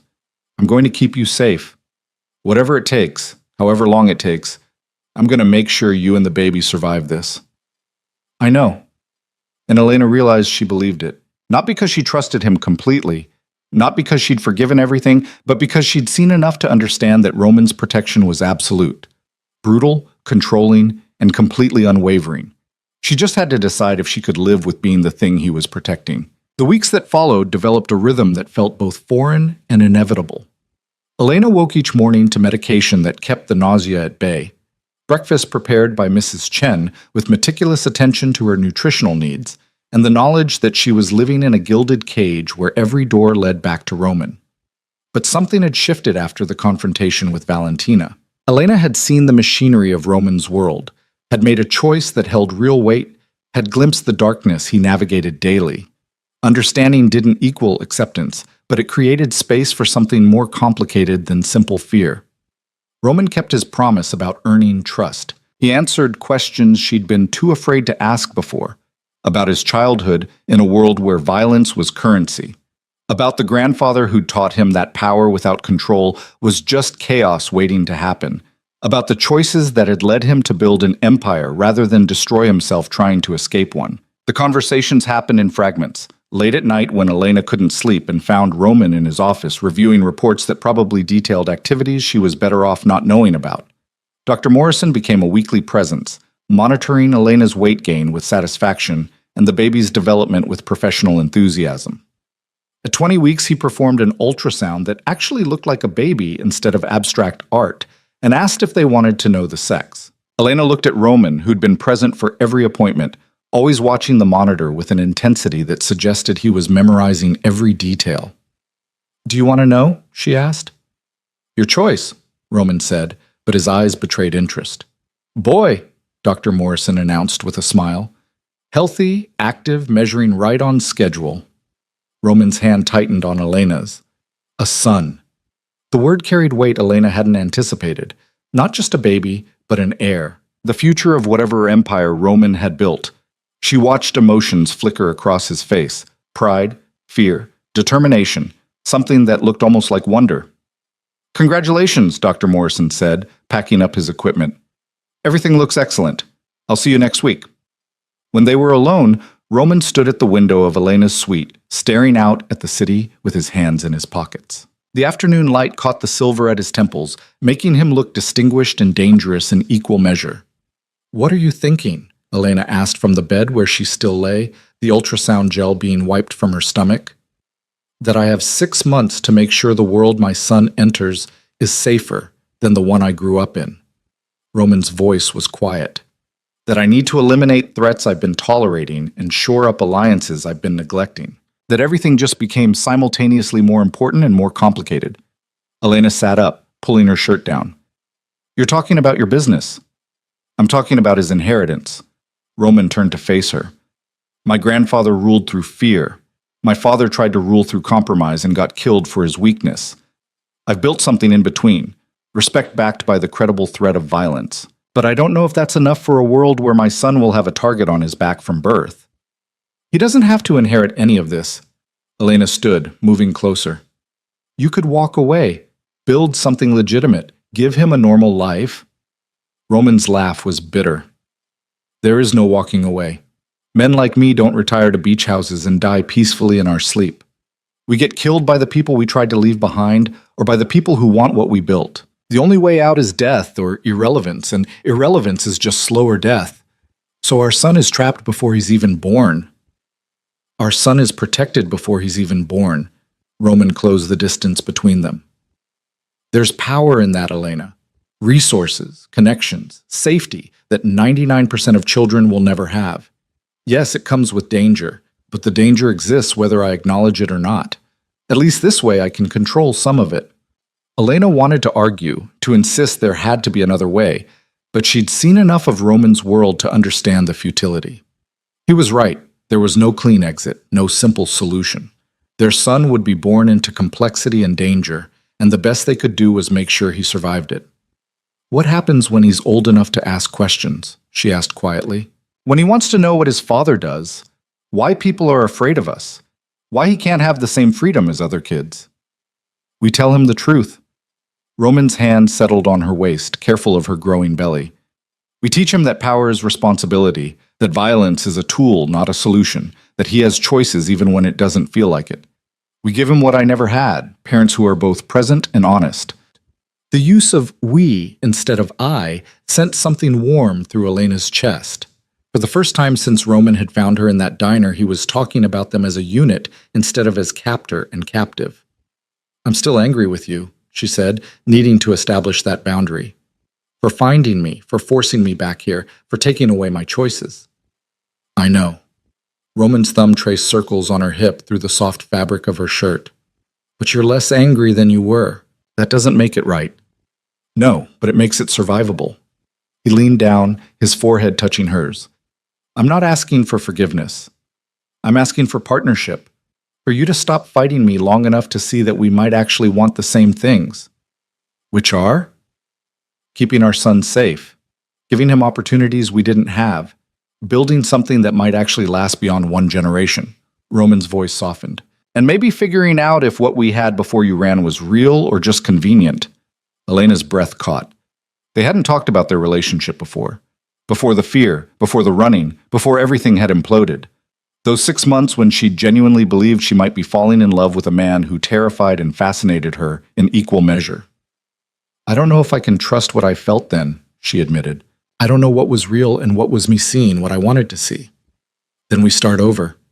Roman pulled back enough to meet her eyes. No assumptions, no history, just two people trying to raise a child together and figuring out the rest as we go. That simple? That complicated. His smile was slight. But we've survived worse. A knock on the door interrupted whatever Elena might have said. Roman stepped back, his expression shifting to business mode with practiced ease. Come in. Dmitri entered, his face grave. We have a situation. Brennan family is moving on the waterfront territories. 3 of our distribution points hit in the last hour. Roman's jaw tightened. Casualties? 2 injured, none dead. They were sending a message, not starting a war, yet.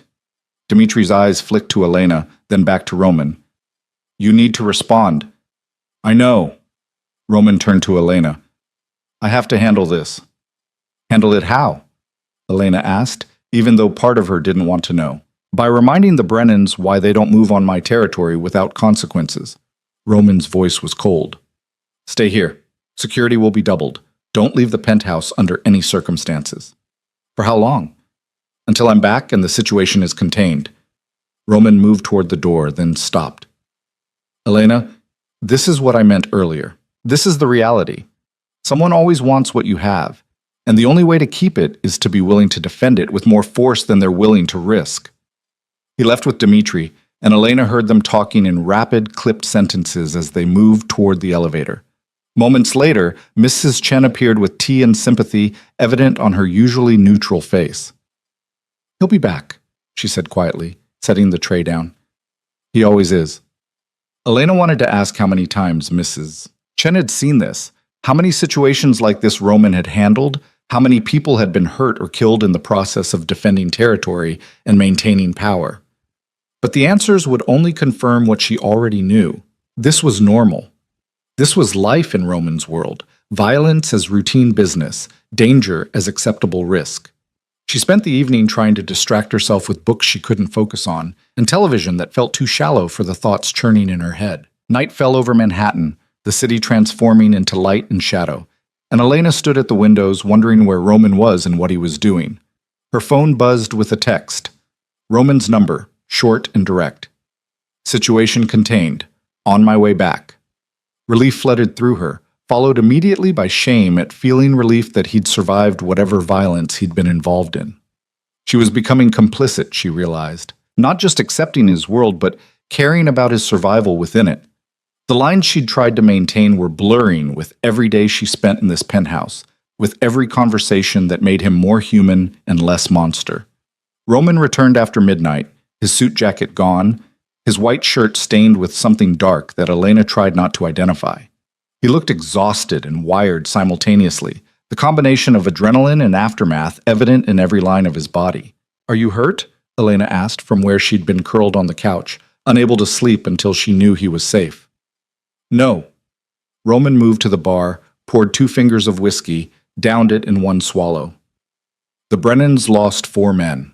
We lost none. Message received and acknowledged. You killed 4 people tonight. I didn't personally pull any triggers, but yes, 4 people died because they made the mistake of thinking I wouldn't retaliate. Roman poured another drink but didn't consume it, just held the glass like an anchor. This is what you signed up for, Elena. This is what protecting our son looks like.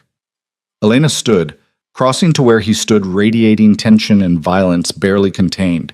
She should have been repulsed, should have retreated to her room and locked the door against the reality of what he was. Instead, she reached for the glass he held and set it down. Go shower, she said quietly. Wash it off. Then come talk to me like a human being instead of a crime boss justifying bloodshed. Something shifted in Roman's eyes. Surprise, maybe, or appreciation. He nodded once and disappeared toward his bedroom. Elena heard water running, imagined blood and guilt washing down expensive drains, and wondered when she'd stopped seeing the violence as disqualifying and started seeing it as just another facet of the man she was choosing to build a life with. When Roman emerged 20 minutes later, he was clean, dressed in sleep pants and a t-shirt, looking more vulnerable than Elena had ever seen him. He found her still in the living room, and without a word sat beside her on the couch. Talk to me, Elena said. About what? About what it costs you. Not the money or the risk, but what it does to you personally to live this way. She turned to face him fully. Because I can see it wearing on you, even if you try to hide it. Roman was quiet for a long moment. My grandfather used to say that every man you kill takes a piece of your soul. Not in some mystical sense, but practically. You lose a little bit of your humanity with every life you end. I used to think he was being dramatic. Now I understand he was being honest. How many pieces have you lost? Too many to count, not enough to stop functioning. Roman's hand found hers. I don't enjoy this, Elena. I don't get off on the power or the violence, but I'm very good at it, and walking away would create a vacuum that would hurt more people than staying ever could. So you're trapped too. We're all trapped by our choices. Roman's thumb traced patterns on her palm. But some traps are more comfortable than others. Elena leaned against him, feeling the solid warmth of his body, the steady rhythm of his heartbeat. He'd killed tonight, or ordered killings, which was the same thing morally. He'd defended territory with lethal force and would do it again without hesitation. And she was choosing to sit here with him, to offer comfort, to accept that this was who he was. I'm not going to be your conscience, she said quietly. I can't police your choices or judge you for doing what you think is necessary. I know, but I need you to understand that our son is going to ask questions someday. Hard questions about what his father does and why, and we're going to have to answer them honestly. Agreed. Roman shifted so he could see her face. What else? I need you to promise that you'll try to build something legitimate for him, not to replace what you do, but to give him options you didn't have, so that when he's old enough to choose, he actually has a choice. Roman considered this. I can do that. Vincent has been suggesting I expand into legitimate real estate and investment for years. I've avoided it because it felt like diluting focus, but for our son, I'll build him an empire he can run from a boardroom instead of a command center. And I need you to stop trying to control every aspect of my life. Elena pulled back enough to meet his eyes. I understand the security, I accept the restrictions, but I need some autonomy. Some space to make my own choices, even if they're small ones. Like what? Like being able to leave the penthouse occasionally. With security, fine, but leave. Go to galleries, bookstores, parks. Live something resembling a normal life instead of being a prisoner in luxury. Elena's voice was firm. I'm not asking for freedom to run. I'm asking for freedom to breathe. Roman was silent, weighing the request against his need for control. Supervised outings. Security detail that doesn't leave your side. No locations that haven't been vetted in advance. And you carry a panic button at all times. Deal. Elena offered her hand to shake. Roman took it, but didn't shake. Just held it. You're negotiating with me now. Like a partner instead of a captive. I'm trying to figure out how to live in this world without losing myself completely. Elena's other hand moved to her stomach, where their son was currently using her bladder as a punching bag. And I'm realizing that I can't do that by fighting you every step of the way. So what changed? Elena thought about the question. What had changed between the terrified woman Roman had found in a Brooklyn diner and the one sitting here negotiating terms after he'd killed 4 people? The answer was complicated and uncomfortable and absolutely true. I stopped seeing you as the villain of my story and started seeing you as a complicated man doing terrible things for reasons he actually believes in. She met his eyes. I don't agree with everything you do. I don't think I ever will. But I understand now that you're not evil, you're just ruthless. And there's a difference. Is there? Roman's voice was rough. I'm not sure I see one most days. Evil enjoys the harm. Ruthless accepts it as necessary. Elena squeezed his hand. You came back tonight looking haunted, not triumphant. That's the difference. Roman pulled her closer, tucking her against his side with unexpected gentleness. You're too forgiving. I'm trying to survive, and I've learned that surviving in your world means accepting things I never thought I'd accept. Elena echoed her own words from weeks ago, but this time they carried different weight. Not resignation, but choice. I'm choosing this, Roman. Not because I'm trapped, or because I have no options, but because I genuinely believe you'll protect our son better than anyone else could, even if the cost of that protection is living with a man who kills without hesitation when he thinks it's necessary. I'll try to be better than what I am. Don't. Elena looked up at him. Don't try to be something you're not. Just be honest with me. Keep us safe, and build something our son can choose to be part of or walk away from when he's old enough. That's all I'm asking. Roman kissed her then, soft and searching, not claiming but asking.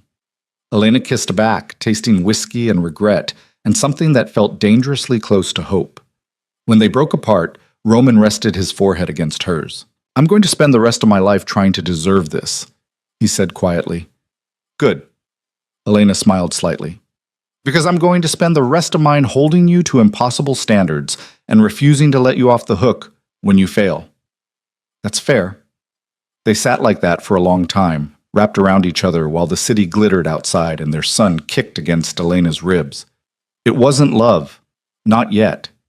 Trust was still fragile, and forgiveness hadn't fully taken root. But it was partnership, built on brutal honesty and acceptance of realities neither of them could change. Eventually, Roman stood, offering his hand. "Come to bed. Not to mine," he added quickly when Elena hesitated. "Just sleep in the same room. I want to know you're close after tonight." Elena took his hand and let him guide her to his bedroom. The space was masculine and elegant, dominated by a massive bed with dark linens and windows that offered an even more spectacular view than her suite. Roman pulled back the covers, waited until Elena had settled, then climbed in beside her. He didn't reach for her, didn't push for more than proximity.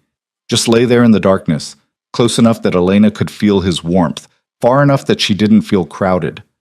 "Roman?" she said into the quiet. "Yeah?" "Thank you for coming back." His hand found hers under the covers. "I'll always come back.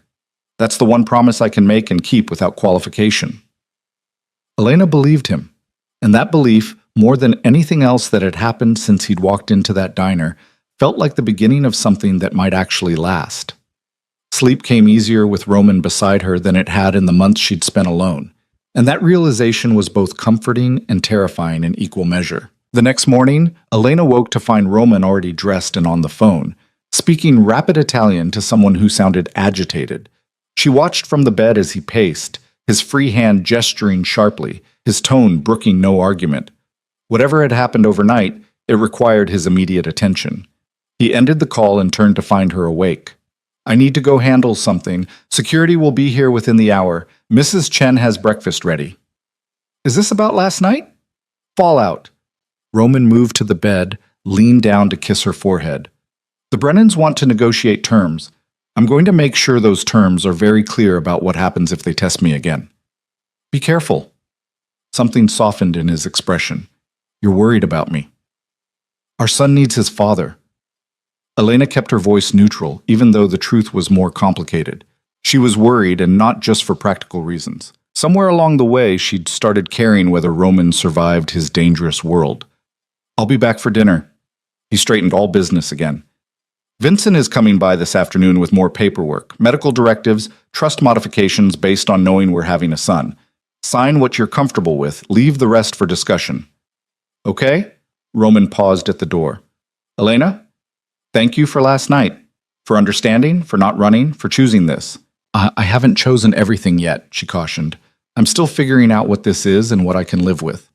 "That's fair." He smiled slightly. "But you're here, and that's more than I had a month ago." He left, and Elena lay in his bed, surrounded by his scent and the lingering warmth of his body, and wondered when the penthouse had started feeling less like a prison and more like a home she was actively choosing to stay in. The answer was uncomfortable but true. It had happened gradually, in conversations and compromises, in moments of brutal honesty and unexpected tenderness.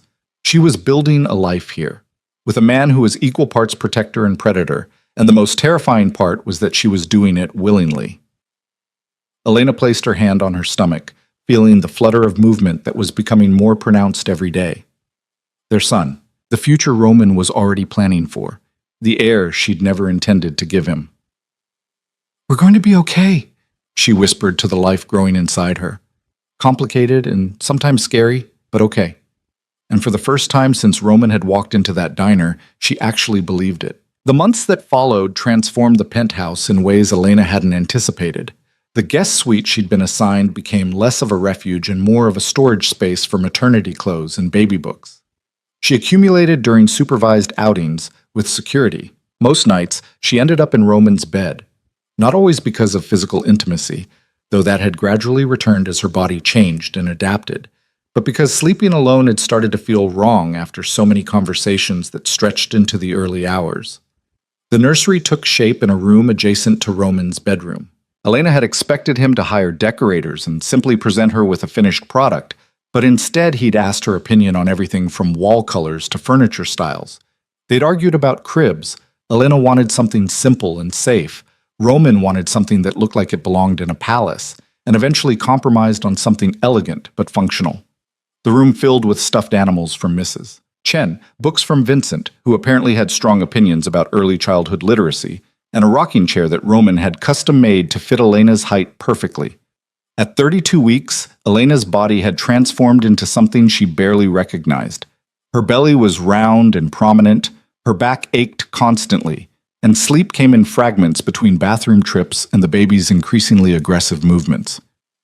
Doctor. Morrison assured her everything was progressing normally, but normal felt like an understatement for the way her son seemed determined to practice martial arts against her internal organs.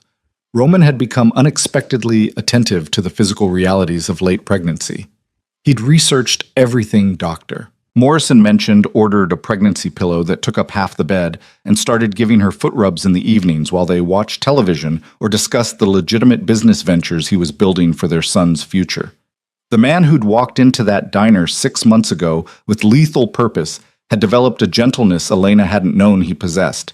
But the danger hadn't disappeared just because they were building something that resembled a family. If anything, it had intensified. Roman's competitors had noticed his visible vulnerability.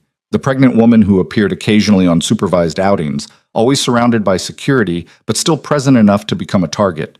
Twice in the past month, threats had been intercepted before they materialized into actual danger. Roman had dealt with both situations with his characteristic ruthless efficiency, and Elena had learned not to ask for details she didn't need to carry. On a cold February evening, Elena stood in the nursery arranging tiny clothes that still didn't feel real. In 6 weeks, give or take, there would be an actual baby wearing these impossibly small outfits. A son who would look at her and Roman and see parents instead of a crime boss and the woman he'd trapped. The responsibility felt overwhelming. Roman found her there, leaning against the doorframe with exhaustion evident despite the expensive suit he still wore from whatever meetings had consumed his day. "You're supposed to be resting," he said without heat. "I can't rest. Every position is uncomfortable, and every time I lie down, he decides it's time for gymnastics." Elena held up a onesie covered in cartoon elephants. "Your son is already as stubborn as his father." "My son?" Roman moved into the room, taking the onesie and examining it with an expression that was almost tender. "Pretty sure you contributed to his genetic makeup. I'm blaming you for the stubbornness, and the constant kicking, and the fact that he's apparently using my ribs as a xylophone." Roman's hand settled on her belly, and as if on cue, a strong kick landed directly against his palm. His expression shifted to something Elena had seen more frequently lately: wonder mixed with fear, love tangled with the weight of responsibility. "He's strong," Roman said quietly. "He's relentless." Elena covered Roman's hand with hers. "Like someone else I know."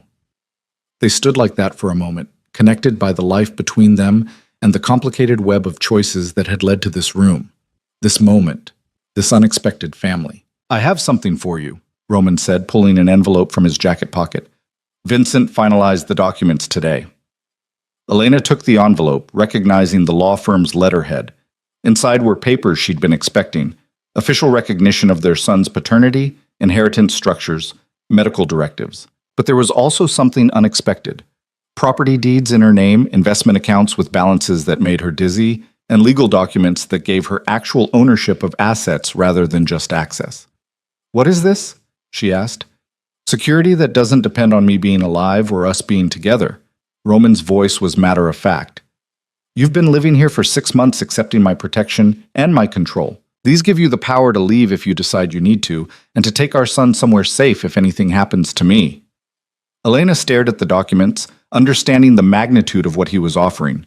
Real freedom, backed by resources that would let her build a life anywhere in the world. The cage he'd constructed had just opened, and he was trusting her not to run. "Why now?" she asked. "Because in 6 weeks you're going to be even more vulnerable than you are now. Because I need to know that if the worst happens during delivery or in the chaos afterward, You and our son have options. Roman met her eyes. And because I'm choosing to trust you the way you've been choosing to trust me. Elena set the documents on the changing table and turned to face him fully. I'm not going to run. I know, but I needed you to know you could if you had to. Roman's hand cupped her face. I trapped you once because I was terrified of losing what I'd barely realized I had. I'm not making that mistake again. The admission cost him something. Elena could see it in the tension around his eyes, the careful control of his expression. Roman DeLuca didn't do vulnerable, didn't show weakness, didn't trust easily. But he was doing all three right now, in this nursery they'd built together, with their son kicking between them. Elena kissed him, tasting the fear and trust and stubborn hope he was offering. When they broke apart, she rested her forehead against his. We're going to be okay, she said. All three of us. Promise me something, Roman said. What? If something happens to me, you don't try to shield him from the truth about who I was. You tell him everything, the good, the bad, the complicated. You let him decide for himself whether his father was a monster or just a man doing monstrous things for reasons he believed in. Nothing's going to happen to you. Elena. His voice was firm. Promise me. I promise. She pulled back to meet his eyes. But you're going to be around to tell him yourself, so this is hypothetical. Humor me. I'll tell him the truth, that his father was ruthless and protective and flawed and trying, that he built an empire through violence, but also built legitimate businesses so his son would have choices, that he loved us enough to give me the power to leave. Elena's hand covered his on her belly. I'll tell him everything, and I'll let him make his own decisions about what it means. Roman nodded, satisfied. They stood together in the soft light of the nursery, and Elena felt something settle in her chest. Not certainty, there was too much danger and too many variables for certainty, but peace with the choices she'd made and the life she was actively building. The peace lasted exactly 3 days. Elena woke at 2 a.m. to wetness and a sharp pain that made her gasp. For a confused moment, she thought she'd simply lost control of her bladder. Pregnancy had made that embarrassingly common. But the pain came again, radiating from her lower back around to her abdomen with enough force to make her cry out. Roman was awake instantly, sitting up and reaching for her. What's wrong? I think... Another contraction cut off her words. Something's wrong. It's too early. Roman was already moving, hitting the intercom button that connected to his security team. Get Dr. Morrison here now, and prepare the car. He turned back to Elena, his hands gentle despite the urgency in his voice. How far apart are the contractions? I don't know, this is only the second... She gasped as another one hit, barely a minute after the last. Roman, this isn't normal. It's too fast, too early. I know. He helped her stand, supporting her weight as another contraction made her knees weak. We're going to the hospital, now. The next 30 minutes were a blur of activity. Mrs. Chen appeared with the hospital bag Elena had packed weeks ago. Security swarmed, clearing paths and preparing vehicles. Dr. Morrison arrived, took one look at Elena's face, and confirmed what she already knew. You're in active labor. We need to move. The SUV ride to the hospital was the longest 20 minutes of Elena's life. Contractions came hard and fast, too close together for someone who wasn't supposed to be in labor for another 6 weeks. Doctor. Morrison sat beside her, monitoring her vitals with professional calm that didn't quite hide his concern. Roman held her hand tight enough to hurt, his other hand on his phone coordinating security for the hospital and barking orders to people Elena couldn't track. The hospital had been prepared. Private floor, security already in place, medical team waiting. Elena was transferred to a wheelchair and rushed to a delivery suite that looked more like a luxury hotel room than a medical facility. Nurses descended, hooking her up to monitors, checking her dilation, asking questions she could barely focus on between contractions. 7 centimeters, one of the nurses announced. She's progressing fast. Dr. Morrison appeared beside her. Elena, listen to me. The baby's coming tonight, and there's nothing we can do to stop it. He's a little early, but 34 weeks is viable. We have a NICU team standing by just in case, but I need you to focus on breathing through the contractions. Can you do that? Elena nodded, though panic was making it hard to breathe at all. Too early. 6 weeks too early. What if something was wrong? What if their son wasn't ready? Roman's face appeared in her field of vision, blocking out the medical team and the monitors and everything except his eyes. "Look at me," he commanded. "Just me. Breathe with me." He demonstrated exaggerated breaths that Elena tried to match. In and out, while her body did things she couldn't control and fear threatened to swallow her whole. "You've survived everything else," Roman said quietly, "just for her. You survived running, survived coming back, survived learning to live in my world. You can survive this." "I'm scared." "I know, so am I." The admission seemed to cost him. "But we're doing this together." The hours that followed blurred into an endless cycle of pain and breathing and Roman's voice cutting through the chaos. Nurses came and went, Dr. Morrison gave instructions, monitors beeped with information Elena couldn't process. At some point, she was given an epidural that took the edge off, but didn't eliminate the relentless pressure of her body preparing to push a human being into the world. At 6 in the morning, Dr. Morrison checked her again and nodded. "It's time. You're fully dilated. When the next contraction comes, I need you to push." Elena looked at Roman, who'd been beside her through all of it, who looked exhausted and terrified and determined in equal measure. "I can't do this," she whispered. "Yes, you can." Roman's hand tightened on hers. "You're the strongest person I know. You can absolutely do this." The contraction came, and Elena pushed with everything she had. Once, twice, 3 times until Dr. Morrison told her to stop and breathe.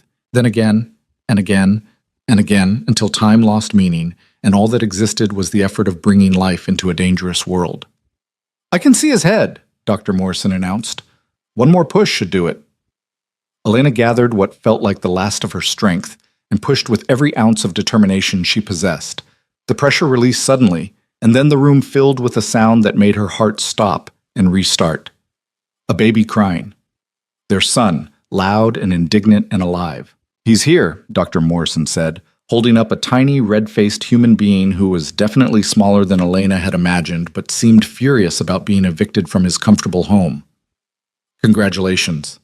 The baby was placed on Elena's chest, still connected by the umbilical cord, still covered in vernix and blood, and all the messy reality of birth.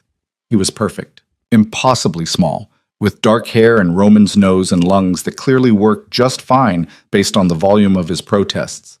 Elena looked at Roman, who stood frozen beside the bed, staring at their son like he had never seen anything more terrifying or miraculous. "Do you want to cut the cord?" Dr. Morrison offered.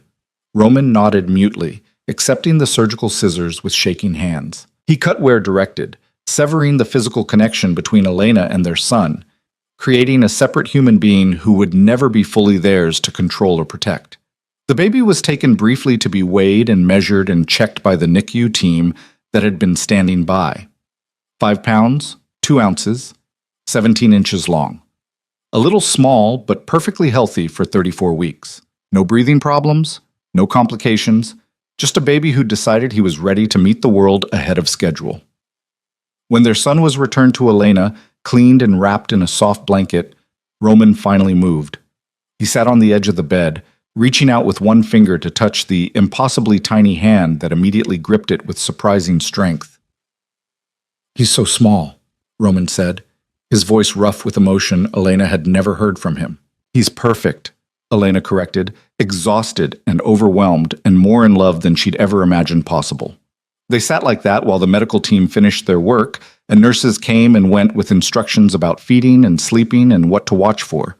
Eventually, they were left alone in the private suite, just the 3 of them in the early morning light. Roman stood from the bed and moved to the windows, looking out over the city with his hands in his pockets. Elena watched him, recognizing the posture she'd seen dozens of times when he was processing something he couldn't quite articulate. "What are you thinking?" she asked quietly, careful not to wake the baby who'd finally settled against her chest. "That I have absolutely no idea how to be a father to someone who depends on me for everything." Roman didn't turn around. "I can run an empire. I can make decisions that affect hundreds of people. I can negotiate treaties and plan operations. But I have no idea how to keep that tiny human alive, much less raise him to be something better than what I am." "You're not doing it alone," Elena said, "and you're going to make mistakes, but so am I. We'll figure it out together." Roman finally turned to face her. "What if I'm too much like my grandfather? too comfortable with violence, too used to controlling everything, too damaged to teach him anything worth knowing. Then I'll balance you out. Elena smiled slightly. And he'll learn from both of us. Your strength and my compassion, your ruthlessness and my empathy, your world and my dreams about what his could be instead. You make it sound simple.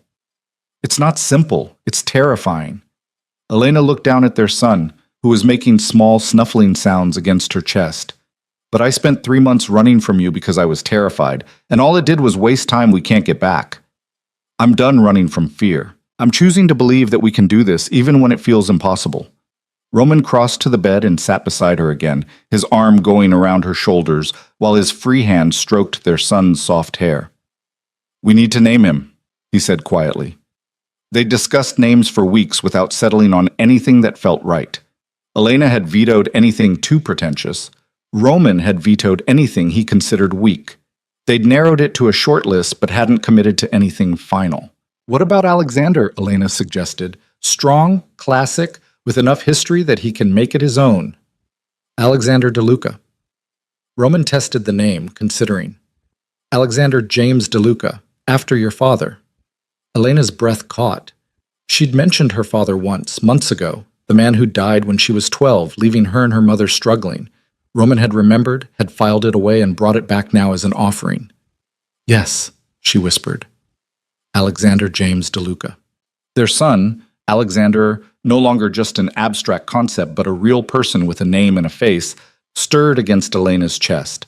His eyes opened briefly, unfocused but already searching, before closing again in the exhausted sleep of someone who'd had a very long day. The door opened quietly, and Mrs. Chen appeared with a tray of food and tea. She took one look at the baby and smiled with genuine warmth. He's beautiful, she said simply, setting the tray down. And he has his father's stubbornness already, coming early like that. Thank you, Mrs. Chen. Roman stood, intercepting her before she could leave. For everything these past months, for taking care of Elena when I couldn't, for preparing the nursery, for making the penthouse feel like a home instead of just a place to live. Mrs. Chen's expression softened. That's my job, Mr. DeLuca, but it's been my pleasure. She glanced at Elena and the baby. You've both needed taking care of, even if you're too stubborn to admit it. She left with her characteristic discretion, and Roman returned to the bed.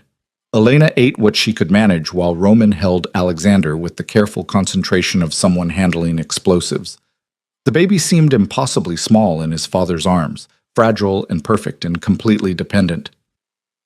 I'm going to burn the world down to keep him safe, Roman said quietly, staring at his son's sleeping face. I know. Elena set down her tea. But you're also going to teach him that the world is worth protecting, not just conquering. That power is responsibility, not just control. That he has choices, even when it doesn't feel like it. How did you get so wise? 6 months of surviving your world and learning that strength comes in different forms. Elena reached out to stroke Alexander's cheek. I'm not the same woman who ran from you in terror. I'm someone who understands that complicated doesn't mean wrong, and dangerous doesn't mean worthless. Roman looked at her with an intensity that made her breath catch. I love you. I should have said it months ago, should have been brave enough to name what this was before you ran.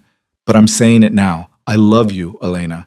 Not because you're carrying my son, because Alexander is already here, but because you've made me want to be better than what I am. Elena felt tears slip down her face. I love you too. Even though you're ruthless and controlling and occasionally terrifying. Even though your world is dangerous and your choices are sometimes horrifying. I love the man who gives me foot rubs and builds nurseries and holds our son like he's made of glass. We're a disaster, Roman said, but he was smiling. We're a family, Elena corrected. A complicated, unconventional, occasionally dangerous family, but a family. Alexander chose that moment to wake up and demand attention with the same imperious cry he'd announced his arrival with. Roman handed him back to Elena with visible relief, and she settled him against her chest to feed while Roman watched with fascination. The next few days passed in a blur of feeding schedules and diaper changes and visitors who came bearing gifts and carefully worded congratulations. Vincent arrived with legal documents establishing Alexander's place in the empire and trust funds that would ensure he never wanted for anything. Dmitri came with a surprisingly thoughtful gift, a first edition children's book, and a promise that the security around Alexander would be absolute. Even some of Roman's business associates appeared, paying respects to the heir while carefully avoiding any discussion of the operations that funded the empire Alexander had been born into. Doctor. Morrison cleared them to go home after 3 days, satisfied that both Elena and Alexander were healthy despite the early delivery. The ride back to the penthouse felt surreal, Elena cradling Alexander in the car seat that had been professionally installed, Roman beside her radiating protective tension, security following in 2 additional vehicles. The penthouse had been transformed in their absence. The nursery was fully stocked with everything they might need. A night nurse had been hired to help during the first few weeks, and Mrs. Chen had prepared meals that could be easily reheated when Elena had time to eat between feedings. That first night home, Elena sat in the rocking chair at 3 in the morning, feeding Alexander while Roman slept in exhausted fragments nearby. She studied her son's face. Roman's nose, her eyes, a perfect combination of them both, and felt the weight of responsibility settle fully on her shoulders. This tiny human would grow up in a world where his father was feared and respected in equal measure. He would learn early that power came with consequences, that safety required vigilance, that love and danger could exist in the same space. But he would also learn that his father had tried to build him options, that his mother had chosen to stay and fight for their family, that complicated didn't mean broken. Roman appeared in the doorway, drawn by some instinct even in sleep. He watched them for a moment before crossing to crouch beside the rocking chair. "Can't sleep?" Elena asked quietly. "Keep waking up to make sure you're both real." Roman's hand settled on Alexander's head, gentle and possessive. "That this isn't just another dream where I lose you both before I wake up. We're real, we're here, and we're not going anywhere." Elena shifted Alexander to her shoulder for burping. "We're building something together, Roman. It's messy and complicated and sometimes scary, but it's ours." "Ours," Roman repeated, like testing the word. "I spent so many years building an empire alone, making decisions that only affected me, living with consequences I could manage. And now everything I do affects both of you. Every choice, every risk, every enemy I make, it all comes back to keeping you safe. So we'll be careful, we'll be smart, and we'll raise Alexander to understand the world he's part of while also showing him what it could be." Elena met his eyes. "He doesn't have to be trapped by your past or mine. He gets to write his own future, with us guiding him." "With us guiding him," Elena confirmed. "Together." Alexander burped impressively, making them both laugh quietly. Roman took him, settling him against his shoulder with increasing confidence. The sight of this dangerous man cradling their tiny son with such tenderness made Elena's heart ache in the best way. "I never thought I'd have this," Roman admitted. "Family, partnership, someone who knew exactly what I was and chose to stay anyway. I thought I'd build an empire and die alone, probably violently, with nothing to show for it except territory and fear. Instead, you have a son who's going to keep you up all night and a partner who refuses to let you make all the decisions." Elena stood, pressing a kiss to Roman's cheek. "Lucky you." "Luckiest man alive," Roman agreed, his free arm pulling her close. "Despite everything, despite all the mistakes and the fear and the complications, I'm exactly where I'm supposed to be." They stood like that in the soft glow of the nursery nightlight. 3 people who'd found each other through fear and desperation and had somehow built something that looked like hope. Outside the windows, Manhattan glittered with possibility and danger in equal measure. The world was still complicated, still dangerous, still full of threats they would have to navigate. But inside this room, in this moment, they were safe. They were together. They were family. And that, Elena realized, was enough. The weeks turned into months. Alexander grew stronger, more alert, developing a personality that was equal parts demanding and charming. He had Roman's intensity and Elena's stubbornness, a combination that promised interesting teenage years ahead. The night nurse eventually became unnecessary as Elena and Roman learned to tag team the exhausting reality of infant care, taking shifts and supporting each other through the sleepless chaos. Roman kept his promise about building legitimate businesses. He expanded into real estate development, invested in technology startups, created a portfolio of legal enterprises that would give Alexander options when he was old enough to choose. The criminal empire didn't disappear. Roman was too entrenched, too necessary to the delicate balance of power. but it became just one part of a larger legacy rather than the entirety of it. Elena established boundaries and kept them. She took Alexander on outings with security that was thorough but not suffocating. She reconnected with a few old friends who were carefully vetted but genuinely welcomed into her new life. She created space for herself that didn't depend on Roman's permission or approval, proving daily that partnership didn't require surrender. They fought, of course. About security measures, Elena thought were excessive. About business decisions Roman made without consulting her. About how much Alexander should know about his father's world and when. But they fought as partners who trusted each other to eventually reach compromise, not as captor and captive dancing around irreconcilable differences. On Alexander's first birthday, they gathered in the penthouse with the small circle of people who'd become family. Mrs. Chen had prepared a feast. Vincent brought gifts that were both thoughtful and practical. Dmitri appeared with a security assessment disguised as a photo album of Alexander's first year. Even Dr. Morrison stopped by, pleased to see his smallest patient thriving.